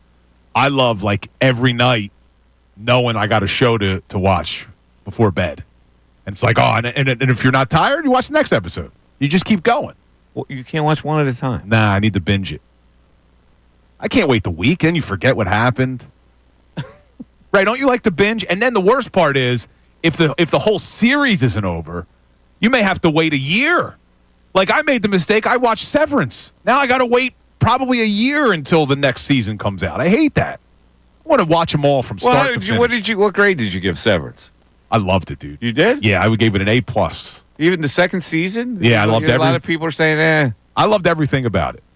I know what they're talking about. I don't want to give it away to anyone who didn't see it. The ending, but it's not over yet. That's the thing. I'm as of now, I'm hooked on Severance. They're actually couple pretty good shows right now on Apple TV that I gotta catch up on. There's the one that Seth Rogen made, right? Yeah, I was in one episode. I'm out. I was no good. One episode I'm out where he's the studio. It's the studio guy. He owns a studio or runs a studio. Yes. Yeah. Can't be silly nonsense. It was weird. I got an email. Yeah. From Ben Stiller, because he was the director of Severance, telling me. I know it's a. What do you mean? Mass email. You got it. Oh, it's a mass email from Ben Stiller. How do you get on the email chain? I guess because I have Apple TV. This mass email. I have Apple TV. I didn't get on the email chain. Saying to check out his friend's show. Seth Rogen did this show, and if you liked Severance, you're really going to like this show and all that. Like a sales pitch. Yeah. A little weird, right? Yeah. Hold on. Some news before we go to the news at noon and the cash giveaway. Did you see the NFL fine the Falcons? Yeah. $250K, and the defensive coordinator, Jeff Ulbrich, $100K for this Shedeur Sanders thing. Mm-hmm. So I want your opinion on that when all coming up. Yeah, all right. So should the father pay for the sins of the son? That's the question. Son gets away with an apology, and now his dad's $100,000 light. I'd take that $100,000 right out of that kid's hide. He owes me $100,000. I don't know how you do it. Pay for college yourself. I'll give you years to do it, but you owe the money. That's a debt that you're going to pay. And if I'm feeling good that particular day, maybe I'll reduce it to half. Man, how about could you imagine, though? Like, if your child did something where your employer got fined $250,000. Like, one of my kids did something and the Fanatic got fined. It's a heavy burden. Could you imagine? It's a heavy burden, my friend. It is 12 o'clock. It's the Mike Missanelli Show. You're listening to 97.5 The Fanatic, WPEN HD1, Burlington, Philadelphia. A Beasley Media Group station, broadcasting live from the Comcast Business Studio, powering possibilities. All right, Ray, hit it. The Fanatic signing bonus. Yes, the Fanatic signing bonus. Your chance to win $1,000. The contest keyword, if you were listening at 10 o'clock, you got a head start on it. Salary, SALARY. And sometimes you do a post-game show and you find out you don't have any salary at the end of the season, and then you got to act. You have until 25 minutes after the hour to enter it on the Fanatic mobile app or on 97.5thefanatic.com, or you can text it to the special contest short code 45911. One random entry wins $1,000 in this company-wide contest. Each winner gets a call from Beasley, so be sure to answer your phone. Contest rules, 97.5thefanatic.com. Fanatic signing bonus is sponsored by Live Casino and Hotel Philadelphia, voted best casino in PA by Casino Player Magazine. 5 chances to win weekday. 8 and 10 a.m., 12 noon, 3 and 5 p.m. Good luck. And now, ladies and gentlemen, as we get into the noontime hour, happy lunchtime, we celebrate with Ray Dunn and the news at noon. There's a whole lot going on in this world. It's time to catch up. Here's the news at noon. 97.5 The Fanatic and 97.5thefanatic.com. All righty, Rayfield, what do we have today for the news at noon? All right, we're going to merge 2 of our favorite topics. One, Mad Dog, the other one, Bill Belichick. Yep. Mad Dog Russo gave his take on the Bill Belichick saga that has played out in front of all of our eyes. Without further ado. I've said this 1,000 times. I'm going to say it again. If Kira Russo came, and she's the same age, if she came home, Dad, can we can we go out to dinner with my new boyfriend? Yeah, all right, Kira, where do you want to go? Well, we got to have the early bird special. Well, what do you got to watch? The early bird special. No, we got to have the early bird. We got to go out to dinner at 5 o'clock? Really? If it means that much to you, Kira, we'll go out to dinner, we'll have a Manhattan, and we'll go out to dinner at 5 o'clock if it means that much to you. And then she comes home, she gets out of the door, and the boyfriend is 10 years older than me. I'd say, honey, what are you doing here? And here's another thing. Do you think there is any shape, way, or form that Bill would allow a coach or a player or his mentor Parcells? Can you see Bill Parcells allowing an assistant coach or a player to go to the conclusion of a practice at MetLife with his young girlfriend who's wearing heels? Are you kidding me? Bill would go crazy. We're working. Let's go. I mean, my goodness gracious. And her scenario there last week with, we're not going there. And the idea, I guess she kept CBS waiting for 30 minutes. That was a complete disaster. I mean, this girlfriend of his, I'm sorry. She's a young kid. She's 24 years of age. She knows nothing about the media spotlight, especially the sports media spotlight. And it looks like she's got Bill twirled around his finger. All right, I'm going to give you the anti-Chris perspective. Mikey, well, what's up with this Belichick? I mean, this guy, you normally couldn't put a pin in his butt with a jackhammer, and he's all over there, flashing his flashy floozy all over the place, and this girl is just embarrassing him. You think he would allow a player to do something like this? But hey, Mikey, I say, hey, God bless him. A 70-year-old man gets a little honey like that. Yeah, I'm a married guy, but I got to tell you, if it was other circumstances, I wouldn't throw her out of bed. You know what I'm saying? I'll tell you that. I remember this little chickadee came on to me in Cincinnati, and I turned to Mikey and said, "No way, Mikey, I can't go for that. No can do." All right. I got nothing, Ray. It's too good. All right. All right. Well, from there, we can move on to another noted sports talker weighing in on the Belichick situation. A caller called into the Dan Patrick Show and asked, has there ever been an awkward moment like that for you in your career, like the Belichick interview? He then told the story of being off air with O.J. Simpson. I'll just let him tell the story. During the downtime of getting a tape put in the camera and taking one out. We were just talking, and he was telling me how crazy his life was. He wanted to tell me that he did not murder his ex-wife, and I was not going to give that to him. But he kept saying, he goes, I'll walk by a hotel room in Vegas, and they're shooting a porn, and then they go, come on in, do you want to be part of a porn? He goes, that's how crazy my life is. I'm thinking, okay. And I'm not answering him because I just don't want to engage with him. I don't want to give him a platform here. I made a mistake of doing the interview and just talking football with OJ. That's on me. I take it and I have to eat it. But then he says to me, do you think I did it? Camera's not rolling. Do you think I did it? And I said, what? Did what? Because I wanted him to say that murder those two people. And then I said, yes. Ooh. That's it? That's it. They went right on with the interview afterwards. Listen, how on earth do you do an interview with OJ and just do football? Like what? Well, when did this happen? This was on his podcast? This was a while back because he's talking about the fact that the reason they stopped the interview was they had to change tapes.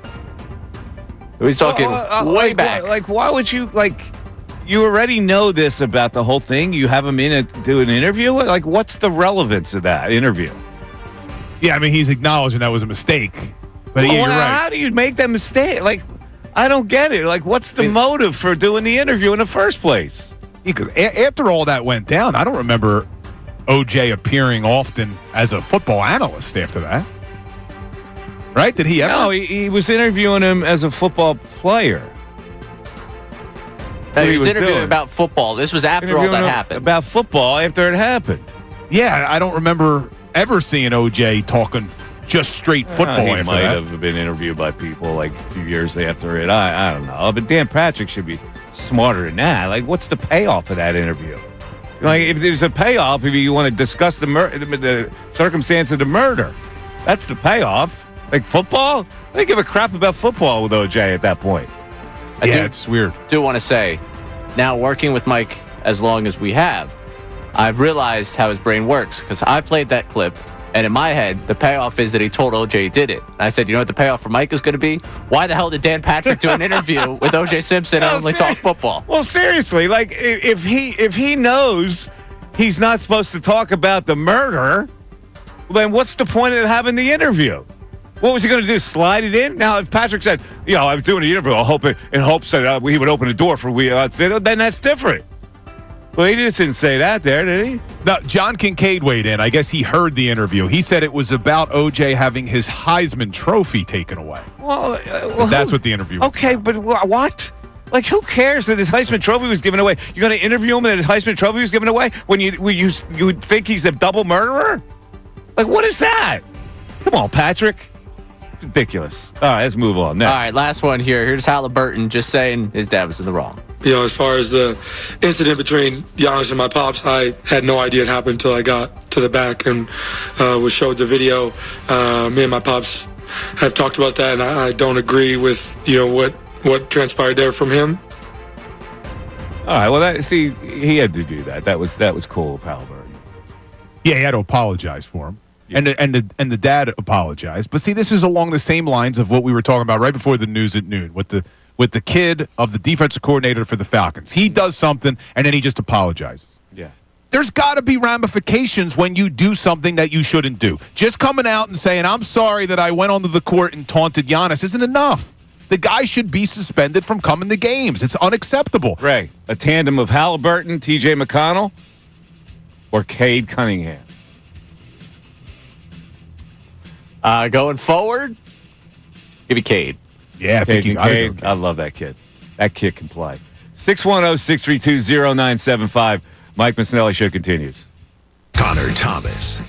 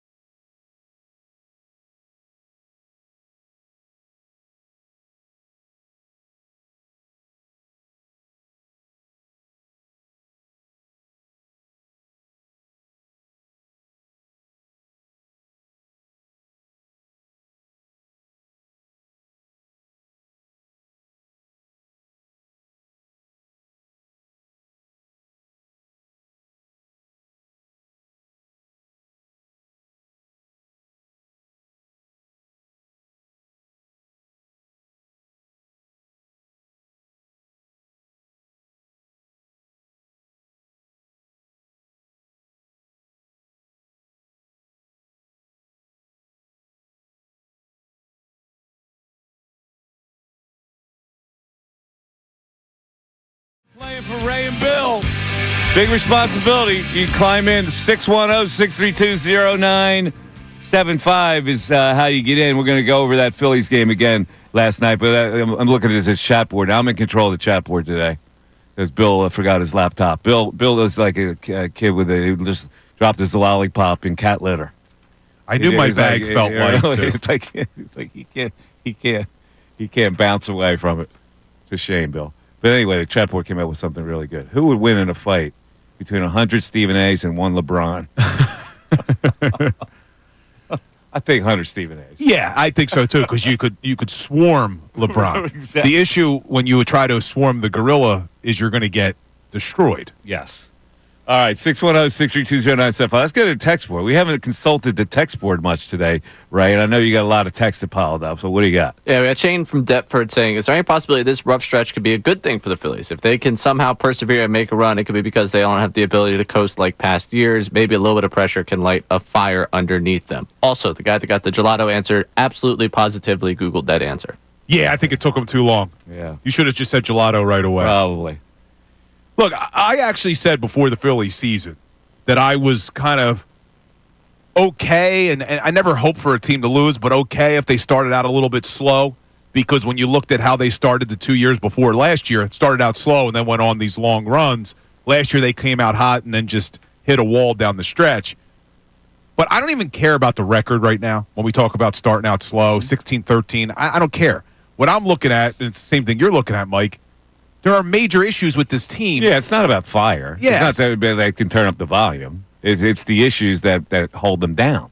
And they're glaring issues. I mean, the bullpen, the fact that you don't have a right arm that you can trust in the bullpen is a major problem. And center field, Johan Rojas, as great as he's been at the plate, there's no one out there that believes this guy's going to keep hitting 288 for the rest of the season. He's just not that good of a hitter. You don't have an answer. I mean, I kid around about dubs in left, but you're right. He's not your answer in left field.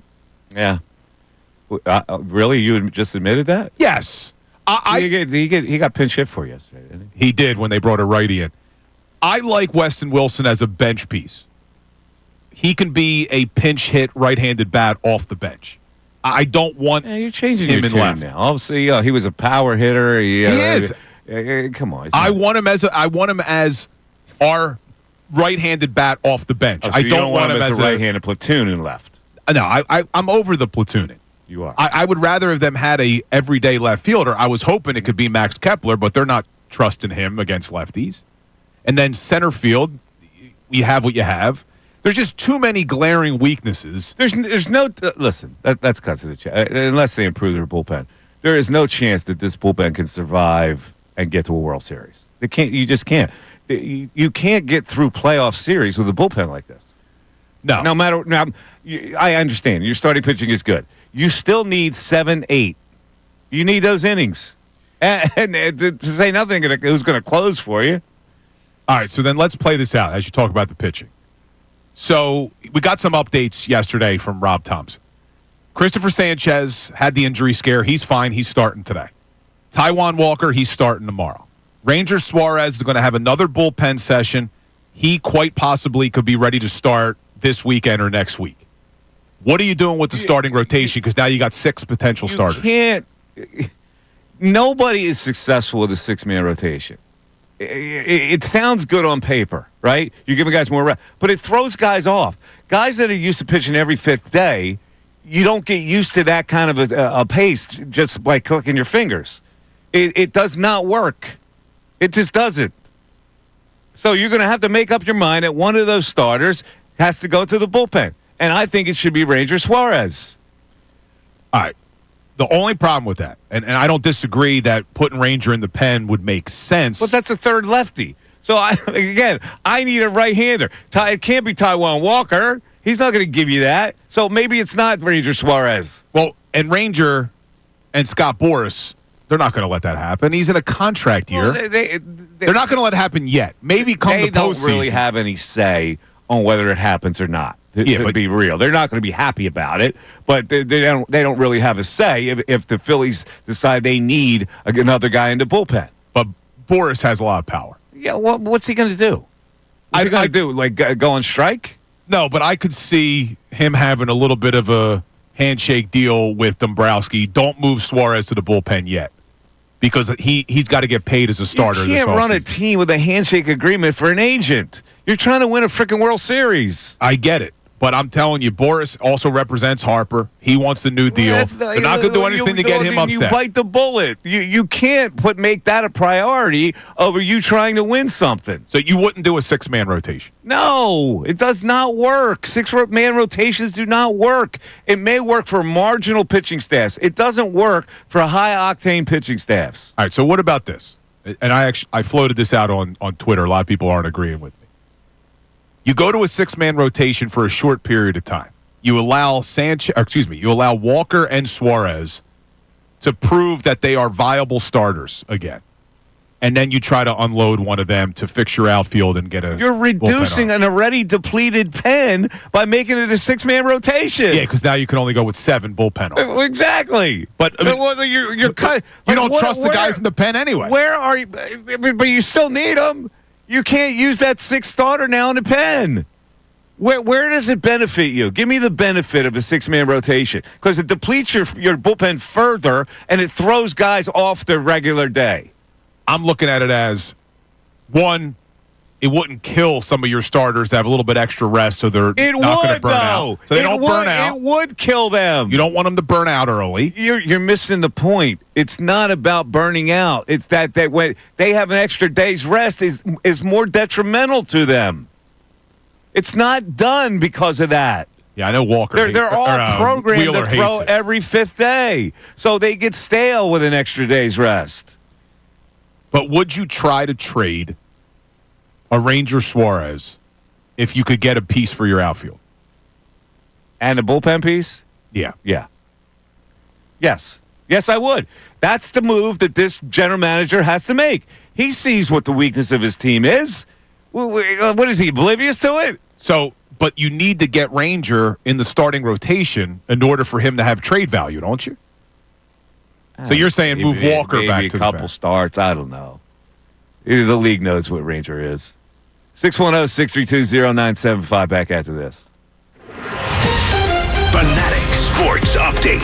Phillies walk it off. I'm Ray Dunn with this Fanatic Sports Update. The Phillies and Nationals played a wild game on Tuesday night, winning 7-6 as Bryson Stott dashed home on a wild pitch for the win. Jose Alvarado walked the tightrope in the 8th, loaded up bases, then striking out 3 straight batters. Phillies had insurance runs in the bottom of the 8th, but defensive miscues and a Nate Lowe 3-run homer put the Nationals ahead in the top of the 9th. In the bottom half of the 9th, then Yohan Rojas tied up the game with a sac fly as Alec Boehm came home to score, and then Bryson Stott scored on a wild pitch, giving the Phillies a 7-6 victory. After all that chaos, they're back in action tonight at 6:45 with Christopher Sanchez on the mound against Jake Irvin for the Nationals.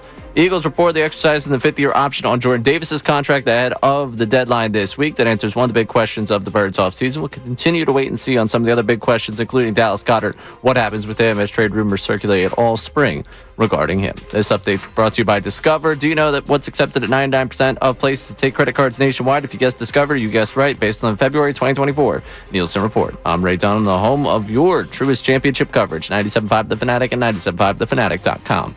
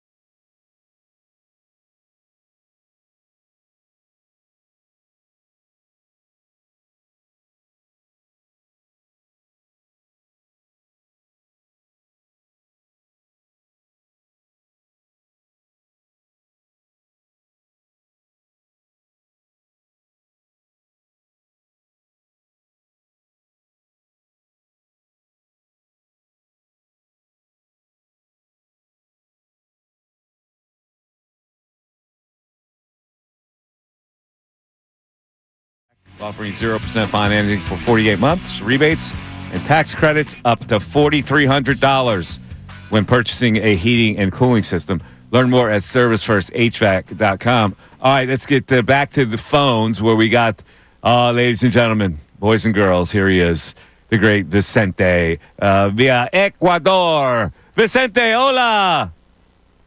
Hola, amigo Mikey Miss. How are you today? Good, I'm fantastic. How are you? Me too. I was doing some yard work. Have you ever do power washing your fence? To clean all I had the power washer out the other day doing that, in fact. Yeah. It's nice and relaxing because it seems like you're painting the fence with water. It is, and you're stripping all that mold off of there, and you're seeing the wood grain. Correctamundo. That's right. So I was trying to make an analogy with the aggressive style that our leadoff hitter, Bryson Stott, is playing, you know. Mm-hmm. And I'm glad that the third base coach, Dusty, gave the go-ahead, yes, to, bomb and tie the game. And then Bryson Stott, you know, even though he is lighted, you know, Carl Finnegan stepped on his left hand and probably was an injury, but the X-rays demonstrated that there was no injury whatsoever. Thank God. That's right. Because last year he was injured in his elbow, in the right elbow. That's correct. And he has numbness in his hand. Yeah, messed up his so whole I was swing. thinking now he's like a Superman, and he's not going to. Look at this. Bryson Stott coming back into good graces, Billy. What do you think?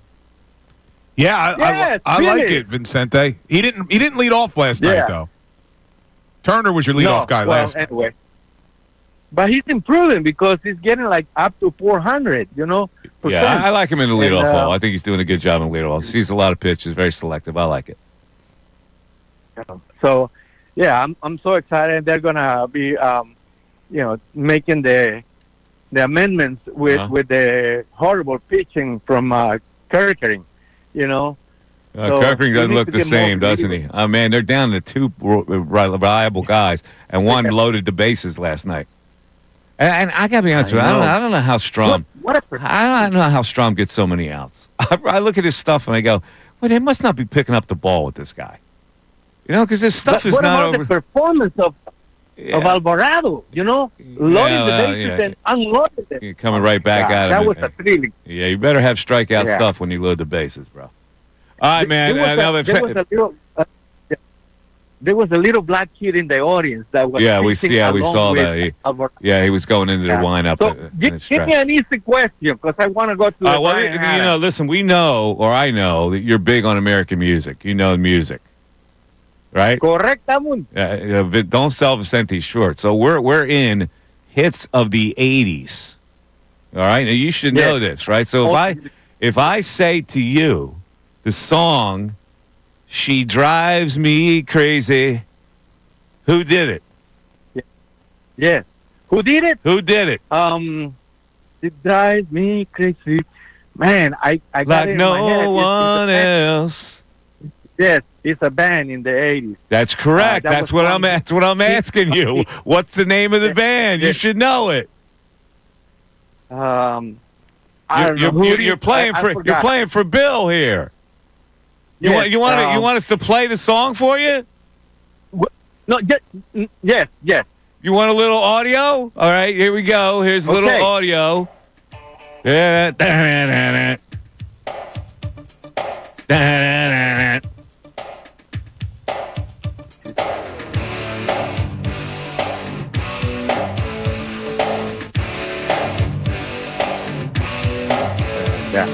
Chat board's all over this.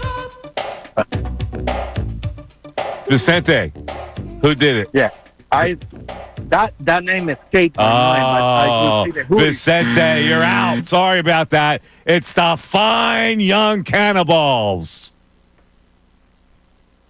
I wouldn't have known it. You didn't know that either? I knew the song. I didn't know the singer. All right. Ray? Bill didn't get it. So here's yours. Studio. Oh, I know this one. Studio. Oh. Oh. That's a popular one. Phil Collins. Yeah, Ray. Oh, really? Studio. You never saw the movie American Psycho. No. American Psycho is a creepy movie, but that's in that. Are we late for a break? No, we got a few No, minutes. yeah, we're not late for a break. I thought it. Yeah. Did you like that movie? No, I never saw it. You never saw American Psycho? No. Michael, you call yourself a movie buff? No, I didn't see American Psycho. Who's in it? Christian Bale. Oh, No, dude. I never saw American Psycho. It's a very strange movie. Yeah. But a very good movie. Christian Bale is a creepy character. I don't like creepy characters. I think you would like this movie. Yeah? I think you would. It's weird. It's out there. But I think you would like it. It's a great movie, man. I know I say that about a lot of things. You'd say every movie you've seen is a great movie. Ask the YouTube chat. See what they say if it's a great movie. They're listening. They'll YouTube respond. chat. If American Psycho is a great movie. All right, hold on. It was before Christian Bale was like super popular. All the way. Man, he shatters. Mike wouldn't understand it. Bill knows music from movies. Come on, Mike. I've never seen American Psycho. Yeah, you should see it. It's a good movie. All right. American Psycho. Who is Jared Leto's in it? By the way, this Phil Collins. The people are saying it's from the album No Jacket Required. I wasn't a Phil Collins fan, so I don't know what. No, I think I told this story before. I went to see Genesis when they were here a couple years ago. Yeah. And you a Genesis man? I wasn't. When they had Peter Gabriel? I wasn't, but a friend of mine had tickets and I went. And I got to say, man, it was as cool as it was also depressing because Phil Collins does it from a wheelchair now. Oh, really? Yeah. He's in a wheelchair? Yeah, because he has... was Peter Gabriel part of it? He probably wasn't part of it, was he? He didn't come back with Genesis and Phil Collins, did he? I don't think so. Well, you didn't know it was Peter Gabriel on stage? I would have known if it was Peter Gabriel. What? Wait a minute. You saw Genesis. Peter Gabriel was a part of Genesis? I didn't even know that. Yes. Are you sure? No, I'm lying. Yes, when they first started, Peter Gabriel was part of Genesis. Anyway, yeah, Phil Collins unfortunately has, I forget what his medical condition is, but he has several health issues. See, I don't know that you go on stage. He still has his chair without people feeling bad. Yeah, I mean, he still has his voice, but it was sad to see, but he still has his voice, and they put on a great show. Like Zach De La Roca had a broken leg and did it in a wheelchair. Rage Against the Machine. Now, how can you do that? In Rage Against the Machine, you got to be hopping all over the place, pounding your fist. Now do that. That's rips off the audience. Are you sure about Peter Gabriel? Oh my God, this guy has to challenge me with everything. I mean, you don't have your laptop. I could tell you I went on Wikipedia, and you just have to go to the career tab where it says early career and Genesis. So I feel like... Yeah. But was he a part of all their big hits?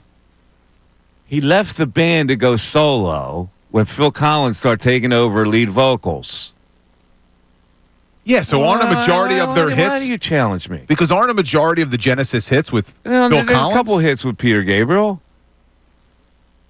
I just don't correlate Genesis with Peter Gabriel. Maybe I'm wrong. No, you're right. I'm wrong. I'm lying here. Hit it, Ray. Jesus God. Hit it, Ray. I swear to God, you were right all along. This guy has to check my work all the time. You would be wrong. I don't have any. Okay. I've lived 100 years. I don't have any wisdom. I don't have any knowledge tucked in my brain. All right. Man. On the other side of this break, we're going to go back into our Phillies audio from a very, very exciting game last night. But what does it mean? Because what I saw last night was bad defense, and another bullpen guy couldn't get anybody out. 610-632-0975. The Mike Missanelli Show continues. ESPN's Adam.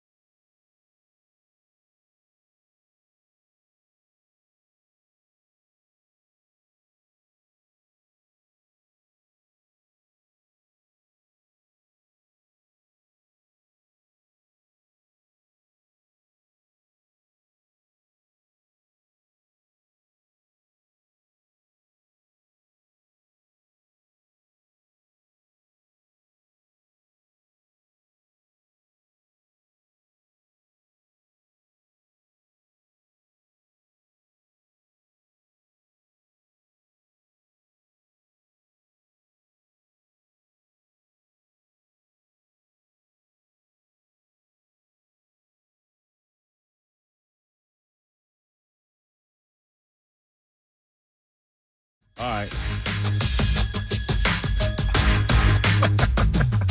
I got a couple. Ray, the look of disgust on Ray's face. Right. Yeah. He's regretting he put this in the return. You guys need to get a straight up general knowledge question now because it's 3 for Ray, 2 for Bill. Oh, you're not going to acknowledge the NSYNC return music? It's a great job. Bye. All right. So 1980s hit "Hangin' Tough." Who did it? Oh, New Kids on the Block. There you go. You know, this boy band thing is really interesting with you. All right. I'll be loving you forever. That was also New Kids on the Block. That's correct. And that was Joey. Was the I'll be loving you forever. Joey. Hold on. I hate to admit this. People are going to kill me for this. I was in kindergarten. The first concert I ever went to, New Kids on the Block at the Spectrum. My mom took me and my little cousin, Karen. We were the same age. I call her little cousin. But that was my first concert, New Kids on the Block.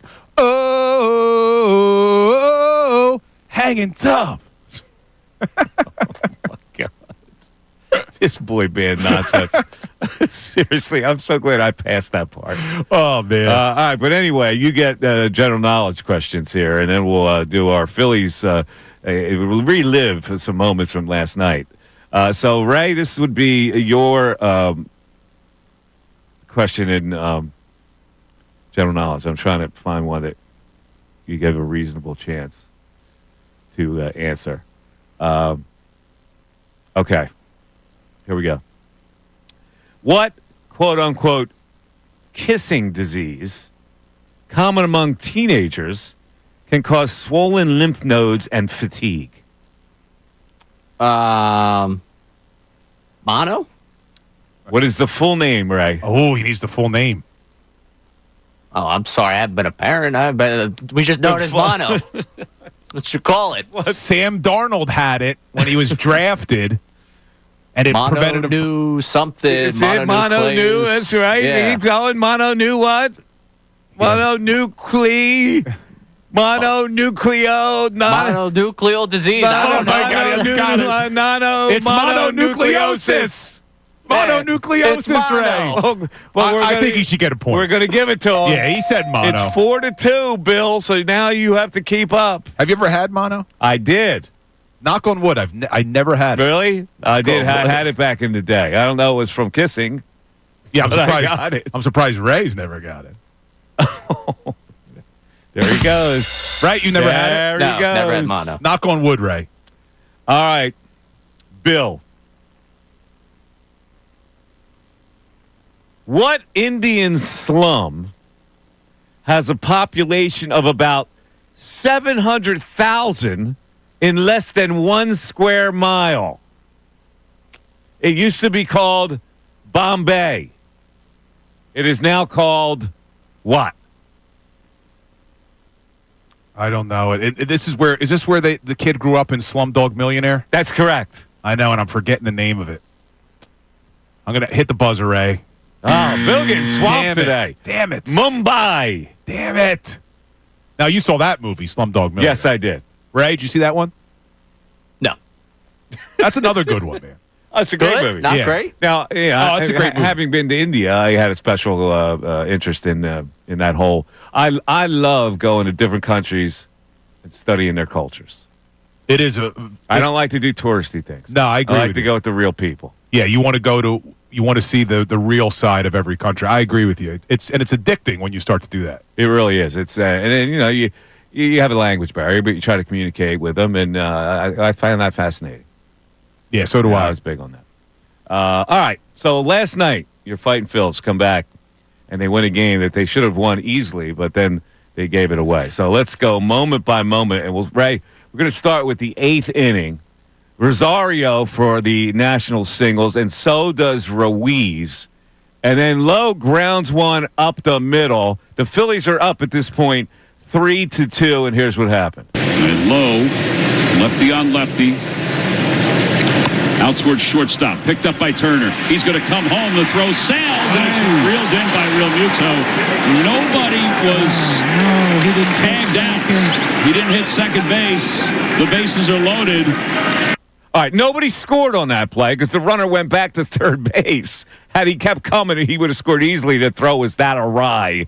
But the situation there, and Kruk brought it up. They're right there. I think you got to get the double play and let the tying run score because you're the home team, blah, blah, blah. That's the fundamental analytical part of baseball. That's really what the play should have been. However, Turner also could have attempted to take one more step to the left to tag the bag before he threw that ball home, and he still would have gotten it out, and it would have been no harm, no foul. Let me ask you, 'cause you've played baseball more than I have. Before the pitch is even thrown, doesn't Rob Thompson let the infield know what he wants them to do in that situation? But they were in perfect alignment. All you do is make the alignment. You got to trust then. Yeah, but you're putting them in a double play alignment. No, they didn't have them playing in. They put him in a shift alignment. So Turner was stationed near second base because Lowe's a left-handed hitter. So the ball goes right to him.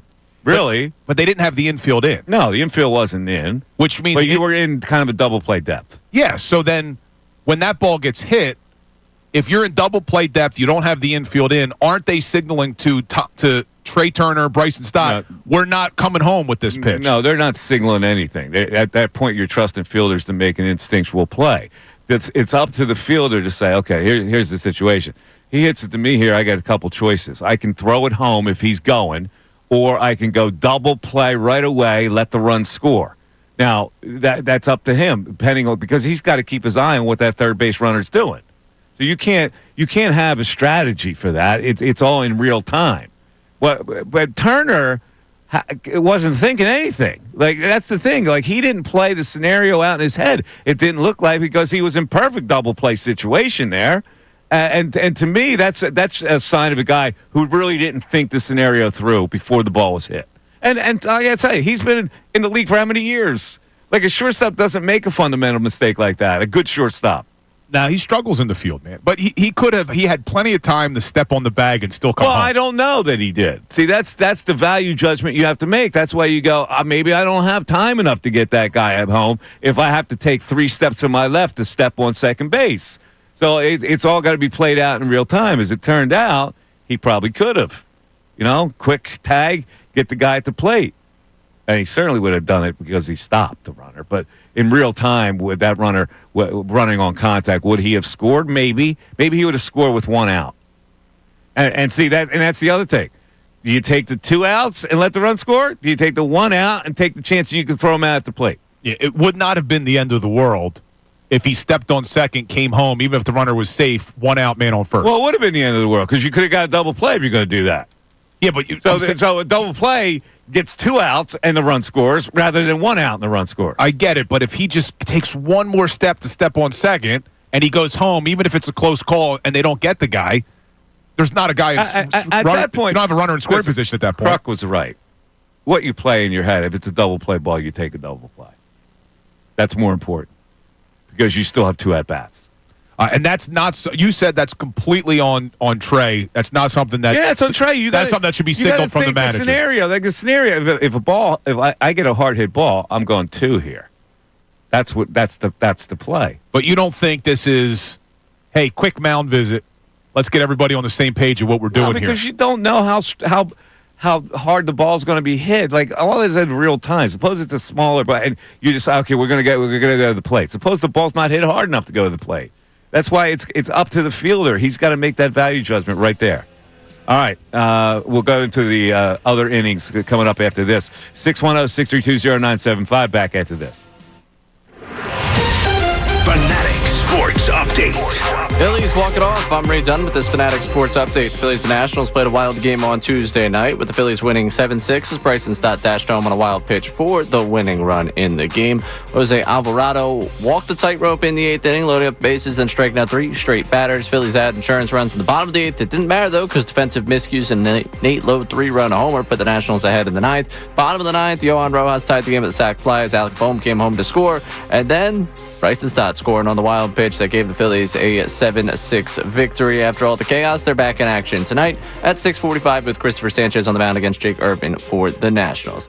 Eagles report the exercise of the fifth-year option on Jordan Davis's contract ahead of the deadline this week. That answers one of the big questions of the Birds offseason. We'll continue to break down all the other questions surrounding the Birds right now, including what to do with tight end Dallas Goedert, as trade rumors have followed him all off-season. This update is brought to you by Mercedes-Benz. At Feeling Voting, your first Mercedes-Benz, hard to believe, but it's real. From leather stitching to iconic design, every element of Mercedes lives up to its reputation. See for yourself at your local dealer. I'm Ray Dunn, your home for Truist Championship coverage, 97.5 The Fanatic and 97.5thefanatic.com.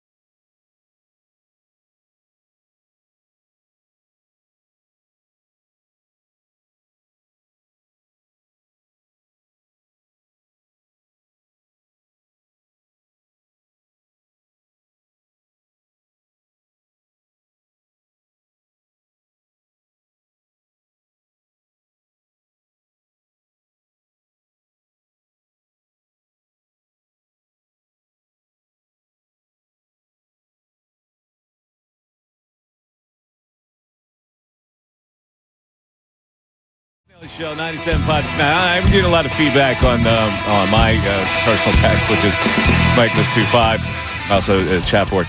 And the question they're asking is, why would you just allow the tying run to score? Well, here's the reason. Yeah, okay, everything in baseball is based on what is the better percentage play according to the game circumstances. So if you get 2 there and the tying run scores, you're saying we've got 6 outs left. Their bullpen stinks, and we've got good hitters coming up. So you reason the percentages for that point. 2 outs is better than 1 in that situation, because then if you continue to allow runners on base, you're opening yourself up to a big inning by the other team. So you want to erase those base runners completely, not worry about a big inning. You'll take the tie game, but you won't take that somebody getting a hit and you're down 2 runs. That's the scenario. With 2 outs and the base is cleared, it's an easier game to play. Yeah, it seemed like that was Kruk's immediate reaction last night, too. Take the tough play. That's what you're taught to do. The percentage is, okay, you go, wait, I'm giving up the tie and run, but if you think deeper, it's the better scenario than leaving guys on base because your bullpen is struggling. Also, their bullpen struggles. You think your offense is going to be able to beat their bad bullpen, but you're also worried about your bullpen giving up a big inning there. You see what I'm saying? Yes. Look, if it's a tie game, you're going home. Right. If a tie game, you got the infield in. You're not taking 2 and giving up the lead run. Exactly. But the tying run against the bad were bullpen. not in prevent mode. The middle guys go, we're in double play mode. If the ball's hit hard, we easily get 2. And that's what, like, Stott and Turner should be communicating that. Hard hit ball, we're going 2, right? Yes. But Turner did not think that situation through. He panicked a little bit. And that's why I say, like, you've been in the league for a long time. Like, you got to know what to do in that situation. But then, thankfully, even though the pitcher bailed him out. Yeah, Alvarado goes 3 straight strikeouts. The pitcher bailed him out. All right, so now in that particular situation, they survive it. And the Phillies take a 5-2 lead in the bottom of the 8th. Rojas with a single. Turner, double the right field RBI, makes it 4-2. Harper bunt single. A lot of people go, that's a smart play. I don't agree. No, it worked out for him because he pushes Turner to third base, and he's safe at first on a bunt that gets to the second baseman who's playing way back. I don't agree. A runner in scoring position, Bryce Harper thinking he should bunt there is a faulty thought process. You loved it, though, Bill. Small ball. I did. I understand your point, and more times than not, I want Bryce Harper swinging the bat. It's just at that moment where we've been preaching, do what you got to do to win games, play situational baseball, play small ball. Maybe that's Bryce Harper's way of being a leader on the team. Saying, look, I'm even willing to do what's necessary to win games. I'm even willing to play small ball at times. Not saying I want him to do that down the stretch, but in 1 of 162, I didn't mind. You know what he should be willing to do? Hit a single, drive into damn run. That's what he should be willing to do. He has been struggling, though. But come on. Against that bullpen, you're going to give them a bunt. Like that's the perfect situation. You slam one up the middle, whatever. Single scores Turner. That's all. That's all I'm saying. Now it worked out. So I'm sitting here. I'm preaching to a bad choir here.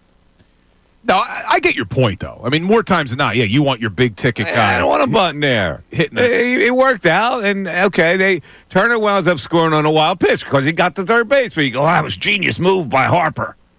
I mean, it was fortunate. A wild pitch. I mean, maybe they get a double play off of that. You know what I'm saying? Yes. First and third double play. Yeah, but no outs. I mean, he ends up making it to first base safely, but even if it was a sacrifice, 1 out, man on third in a 4-2 game, puts you in a position to get another insurance run, which turned out not mattering because Kirkring gives up 4 in the And if it's a home run, how many insurance runs do you have? You got 2. But if he strikes out, you get Ungats. Ugats. What'd I say? Ungats. Oh. That's all right. You know, it's Ugats. The U is just thrown in there. It's really just Gots. Yeah, why do we say? Well, we say a lot of things weird. Yeah, we put a prefix on it. Ugats. We put a prefix on that, and then we shorten other words like regat. What's that? Peas and past. By the way, speaking of Italians, Ray pulled that clip of Giannis, you know. Oh, you got the clip? Oh, this goes back to the confrontation from last night's NBA game. Ray had to take out some cuss words, I believe. He did? Oh, Ray did a nice job. So he was working his butt off in there. All right. Well, we'll hear that on the other side here because I got to tell you, you're listening to the Mike Missanelli Show on 97.5 The Fanatic, WPEN, and WPEN HD1, Burlington, Philadelphia. You know what that is? It's a Beasley Media Group station.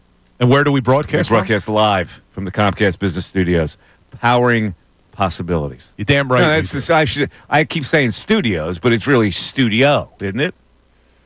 No, there's many studios. Like this is one. We broadcast. You got another studio but we right don't there. broadcast from studios. We broadcast from studio. Technically, Ray is in a different studio. Right, correct. Right, so it's plural. Right, in this is a studio. I guess so. Studios. But what's crazy is we got audio of what Tyrese Haliburton's dad was saying to Giannis. Yeah. We'll get back to the thrilling conclusion of the Phillies game. But first, reset this whole thing, Bill, because I know you were on top of this from last night. Yeah, game ends. Bucks choke away the win. Bucks and Indiana Pacers. To the Pacers. Pacers win the series, and immediately upon the game being over, Tyrese Haliburton's father comes onto the court where he shouldn't be, and he gets in Giannis's face, holding up a towel that has Tyrese Haliburton's picture on it, and he's saying, "That's what the bleep we do. That's what the bleep we do." Taunting the Greek freak for no reason. Unnecessary. Haliburton's dad is not a coach. He's not a member of the media. He's not a part of the Pacers organization. He has no business being on that court, and he's taunting Giannis. He shouldn't be there, and he should be suspended from future games, in my opinion. But we have audio of what he was saying. Well, this is a bigger conversation because it leads to parents on the sidelines. Yes. Right? And a classic example of a parent on the sidelines was Janet Soprano rooting for her stepdaughter, Sophia, Bobby Bacala's kid, with and who was his wife? Who died and then left the baked ziti in the freezer? Yeah, I forget her name now. Karen. Karen, that's right. It's Karen Ziti. That's right. It was Karen Ziti in the freezer. That is correct, and he wouldn't bring it out until Janice convinced him later. But here's Janice fighting for her little stepdaughter on the sideline of a soccer game. Kid tripped my kid. That's legal. She was going for the ball. She was not. Come on! Your kid is out of control. She's been tripping and pushing all summer. Oh, shut up and get out of here. Don't tell me to shut up. Boom, that's the end. Because Janice thumping the poor little housewife into the ground. Yeah, so And then it gets on the nightly news, and then Tony goes over and, "What are you doing?"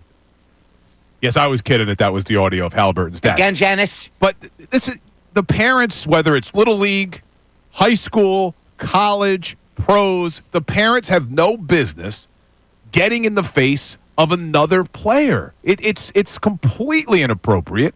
And even more so when you're talking about a professional athlete. What the hell is the parent doing on the court? They shouldn't be there. You can't do this in any other sport. Like, this wouldn't happen in baseball or football because they don't have access to the field. But with basketball, being that they're right there on the court, this is the exact reason why the malice at the palace happened in Indiana, because they're so close to the court and there was no security. This could have escalated. If Giannis was not mature, this could have escalated to be a lot more serious than what it was, and Haliburton's dad should be punished for this. All right, let me just put this in perspective here, because this is our General Knowledge Wednesday. I want to say this one last time. This is the last day for this crappy temporary phone system that we have tried to manage. Frankly, this temporary system has killed the momentum of General Knowledge Wednesday. Flat out, this has destroyed it. It's made it difficult. It's destroyed it, frankly, because we're hearing from so many people that say, we're trying to call in, and they can't get through. Whatever the temporary system is, not letting them in. So we're getting very, occasional calls. Yeah, so I just hope that you are not promising something that doesn't get delivered tomorrow. My sources tell me that tomorrow opens a whole new chapter for this radio station. That we have a new, sophisticated phone system, and we'll go back. I'll be able to look at my computer screen, and I'll see all the calls and what they want to talk about and where they're from right there, and we'll be stacking calls, and we'll be getting the calls quickly and blah, blah, blah. That's what I'm told. Yes. I was. Good job, Ray. Get it louder, Ray. It's a crescendo. Get it, Ray. I was told that it's going to be a state-of-the-art system. I am just not 100% believing that it's all going to be installed by tomorrow. Bill is skeptical. I am told by good sources now. Good sources. I'm sure it's the intention for it to be installed by tomorrow. You're just not buying I just don't know if they're going to hit any hiccup tonight. Really? Because you got to wait until we go off the air. Tomorrow's a big mystery. When we open the show tomorrow, we will either have a sophisticated phone system or we'll be bitching that we don't have one. We're going to find out tomorrow, Raymond. Oh, brother. And everyone's going to have to try to call in tomorrow, see if the new system can handle it. It's time for Dominic in Belmar, who did get through. Thank you, Dominic, for your perseverance. Dominic, you're on the line. Michael, Bill, Hello, Ray, how are you? ¿Cómo está, Dom? I'm doing well. How are you, man? Fantastic. But I'm glad you brought up Bryce Harper today, and I'm not thrilled with him bunting in that position, but I understand why he did it, because I honestly think that he's concerned about his own swing right now. So I bet you he feels like this is the only way I can help. And the reason why I say I think he is concerned is because I coach a Little League baseball in my town, and I like to go through a lot of videos of some of the professional players so I can show the kids what a proper swing looks like, because at their age they need visual feedback. And I was looking at Bryce Harper's swing, and he's definitely got a different swing, a little bit of a hitch, and his head level is changing with this new swing as opposed to what it was last year. Now, I know he kind of goes through this, but right now I think that's kind of the reason why you see Harper not really producing a little bit. I'm sure him and Kevin Long are kind of figuring this out, but for me, I'm concerned short term. I don't get concerned about Bryce Harper. I know he's going to figure it out. Now, last night, to me, one of the reasons how you figure it out is you get a hit, and that lifts a burden off you. So, like in that situation, I don't want him bunting that. I don't want him getting on base. I know it looks like a good move, but not with Bryce Harper. It doesn't. Like anybody else could have done that, and I would go, "That's a great move." Not him. Honestly, I think it's more of a scared move from his perspective at this point. I think he probably would have rather swung, and I think everybody wants him to swing, but he may be going through it mentally right now, thinking, even though I want to do it, I can't do it. Let me just figure out how to get on base. All right. I mean, okay. Listen, no harm, no foul. They won the game. What he did created a run, so I'm good. And then, Mike, one more thing. I completely agree with Bill from earlier about Billy Joel being slightly overrated. Whoa! Completely agree. He doesn't even crack. One of the great songwriters of all time, Billy Joel. Doesn't even crack my top five individual male artists. All right, listen, it's to each his own, but it's now time for your general knowledge question, and you are playing for Bill, and Bill needs you bad. Come on, Dom. Big Dom. All right, Dom, if I give you this song here, Broken Wings. Take these broken wings and let me fly. Winger? I'm sorry, what did you say?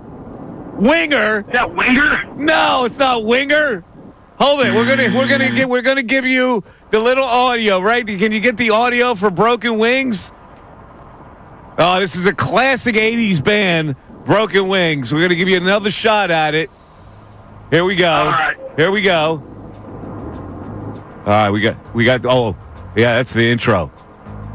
Listen to that.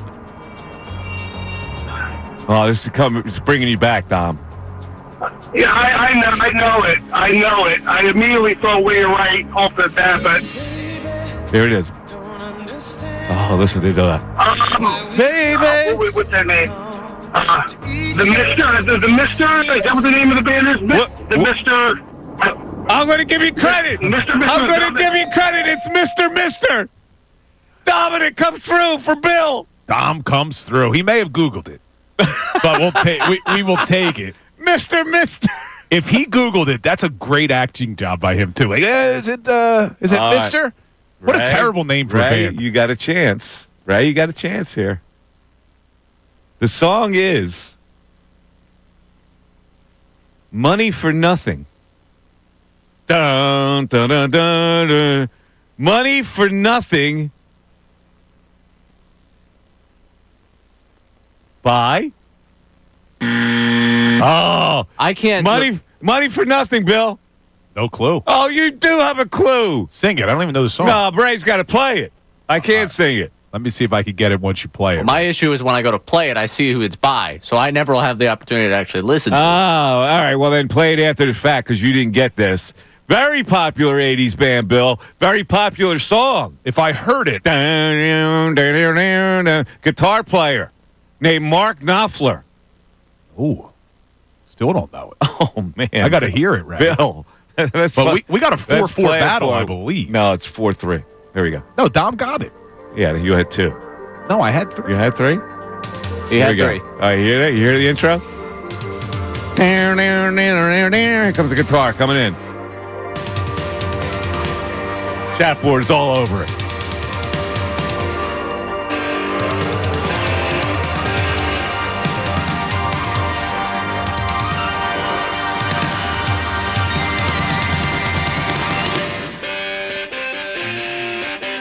Motley Crue. No!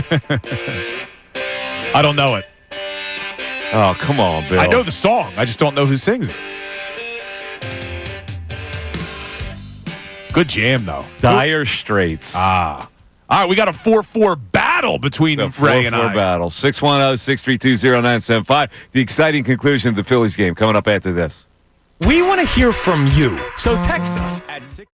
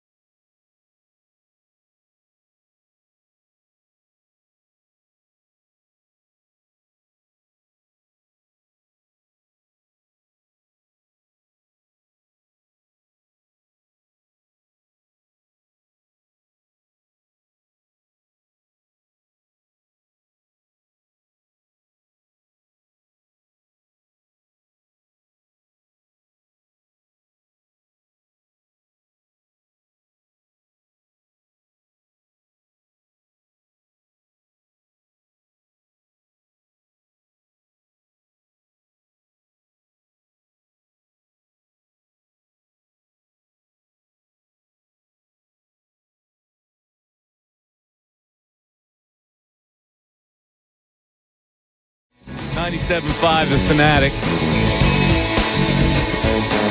610-632-0975. All right, that's it's funny because Bill is very skeptical, Ray, of the new phone system. Bill is freaking out. He's saying there's no way that we're going to be smooth sailing tomorrow with a new phone system. We're going to find out. I just, because we don't have it installed yet. So it has to get installed and be ready to go by tomorrow. No, the mainframe has to be installed. They're installing something where you don't even know where it is. Well, and it's weren't a mainframe. Here. And I guess now that I'm thinking about it, they weren't here the other day, remember? Underneath the desks. So it's a mainframe on a big system somewhere that's located, and all they have to do at that point is hook up the computers. Here's where my concern is. Go ahead. I always operated under the saying, under promise, over deliver. And I think you are over promising today, telling our audience that we're going to be with a state-of-the-art system tomorrow. All I can tell you is that that's what I have been told by a high authority here at 97.5 The Fanatic, and in fact, the Beasley whole system. But we're going to find out tomorrow. I'm looking forward to it. I may not be able to sleep tonight. You got to desperately tune in tomorrow, folks, for the big reveal. But because we still get messages like this, like our good friend Kerry. You know, Kerry, who always would call in the show. Can't call in. She just messaged me on my Instagram. To call in. She said, I've been trying to call in. How did Vincente get through? I've been trying to call in for weeks. It appears that only one person at a time can get in. We were told that some calls could be stacked, which has been a fallacy. Well, let's hope all of this will be a distant memory come tomorrow at 10 a.m. All right. Let's continue with our play-by-play here, because now we're in the ninth inning. They bring in Kirkering for a save situation. No Romano and not even a Romano is coming in this game, right? So Kirkering gets one out, and then he gives up a single to C.J. Abrams, and then James Wood, good-looking player, by the way, good-looking outfielder. James Wood steps up to the plate against Kirkering, and this is what happened. Abrams leads off first. He goes. Pitch lined out towards center field. Rojas is there. Oh, no, it's over his head. And it goes to the State Farm sign. Abrams is going to be waved home. And Wood will pull into second. It's a 5-3 game. All righty. So there you go. It's now 5-3. Rosario gets on with an error on Trey Turner. Let's hear that. Ground ball towards short. Backhanded by Turner. Rosario is safe at first. Yeah. Well, there's a speechless. Speechless on that. No aftermath commentary. Oh, he's safe at first. And you know they're dying to rip into Turner. But they can't. All right. So now they challenged that play, too. Yes, they did. That one challenge. Angle, it looked like, I'm like, oh, he got him. And then the other angle, he wasn't even close. No, it was a step away. Yeah. All right. So did he pat that ball before he threw it? Trey? Was it a little pat in there? He didn't get rid of it quickly enough, right? You remember how that transpired? I don't remember the patting. He backhanded it, but he didn't come up firing right away. I don't remember if he patted it or not. So he was a little late. All right. Anyway, it strikes out Ruiz, but it's a wild pitch. So the runners advance, and here comes the low. Oh. That ball is golfed deep to right field. That's gone. And the Nationals have taken the lead here in the top of the ninth inning. Unbelievably, 6-5. they take the lead 6-5. That mutt team comes back to take the lead, and everybody's going, well, the Phillies are going to blow this one? Can you imagine the reaction we would have had today had they blown that game last night? Oh, it would have been a disaster. All right, let's take a break, and on the other side, we come down to the ninth inning and the heroics. The Mike Missanelli Show continues. Fanatic Sports Update. Phillies walk it off. I'm Ray Dunn with this Fanatic Sports Update. The Phillies and Nationals played a wild game on Tuesday night, with the Phillies winning 7-6 as Bryson Stott dashed home on a wild pitch for the winning run. Jose Alvarado walked the tightrope in the eighth, loaded the bases up, struck out 3 straight batters. The Phillies were leading by 1 at that point, had some insurance run the bottom of the eighth. Didn't matter because defensive miscues at an 8-low 3-run homer put the Nationals ahead in the ninth. Then the bottom half of the ninth inning, Johan Rojas tied the game with a sac fly. And then the wild pitch went to the side of Ruiz. Stott coming in to score on that wild pitch to give the Phillies a 7-6 victory. After all that chaos, they're back in action tonight at 6:45 with Christopher Sanchez on the mound against Jake Urban for the Nationals. The Eagles report the exercise in the fifth-year option on Jordan Davis's contract ahead of the deadline this week. That answers one of the big questions of the Birds offseason. We'll continue to wait and see what happens with some of the other big questions, including what happens with tight end Dallas Goedert, as we've listened to trade rumors all offseason. This update is brought to you by Mercedes-Benz. That feeling of owning first Mercedes-Benz, hard to believe, but it's real. From leather stitching, the iconic design, every element of Mercedes lives up to its reputation. See for yourself at your local dealer. I'm Ray Dunn, your home for truest championship coverage, 97.5 The Fanatic and 97.5thefanatic.com.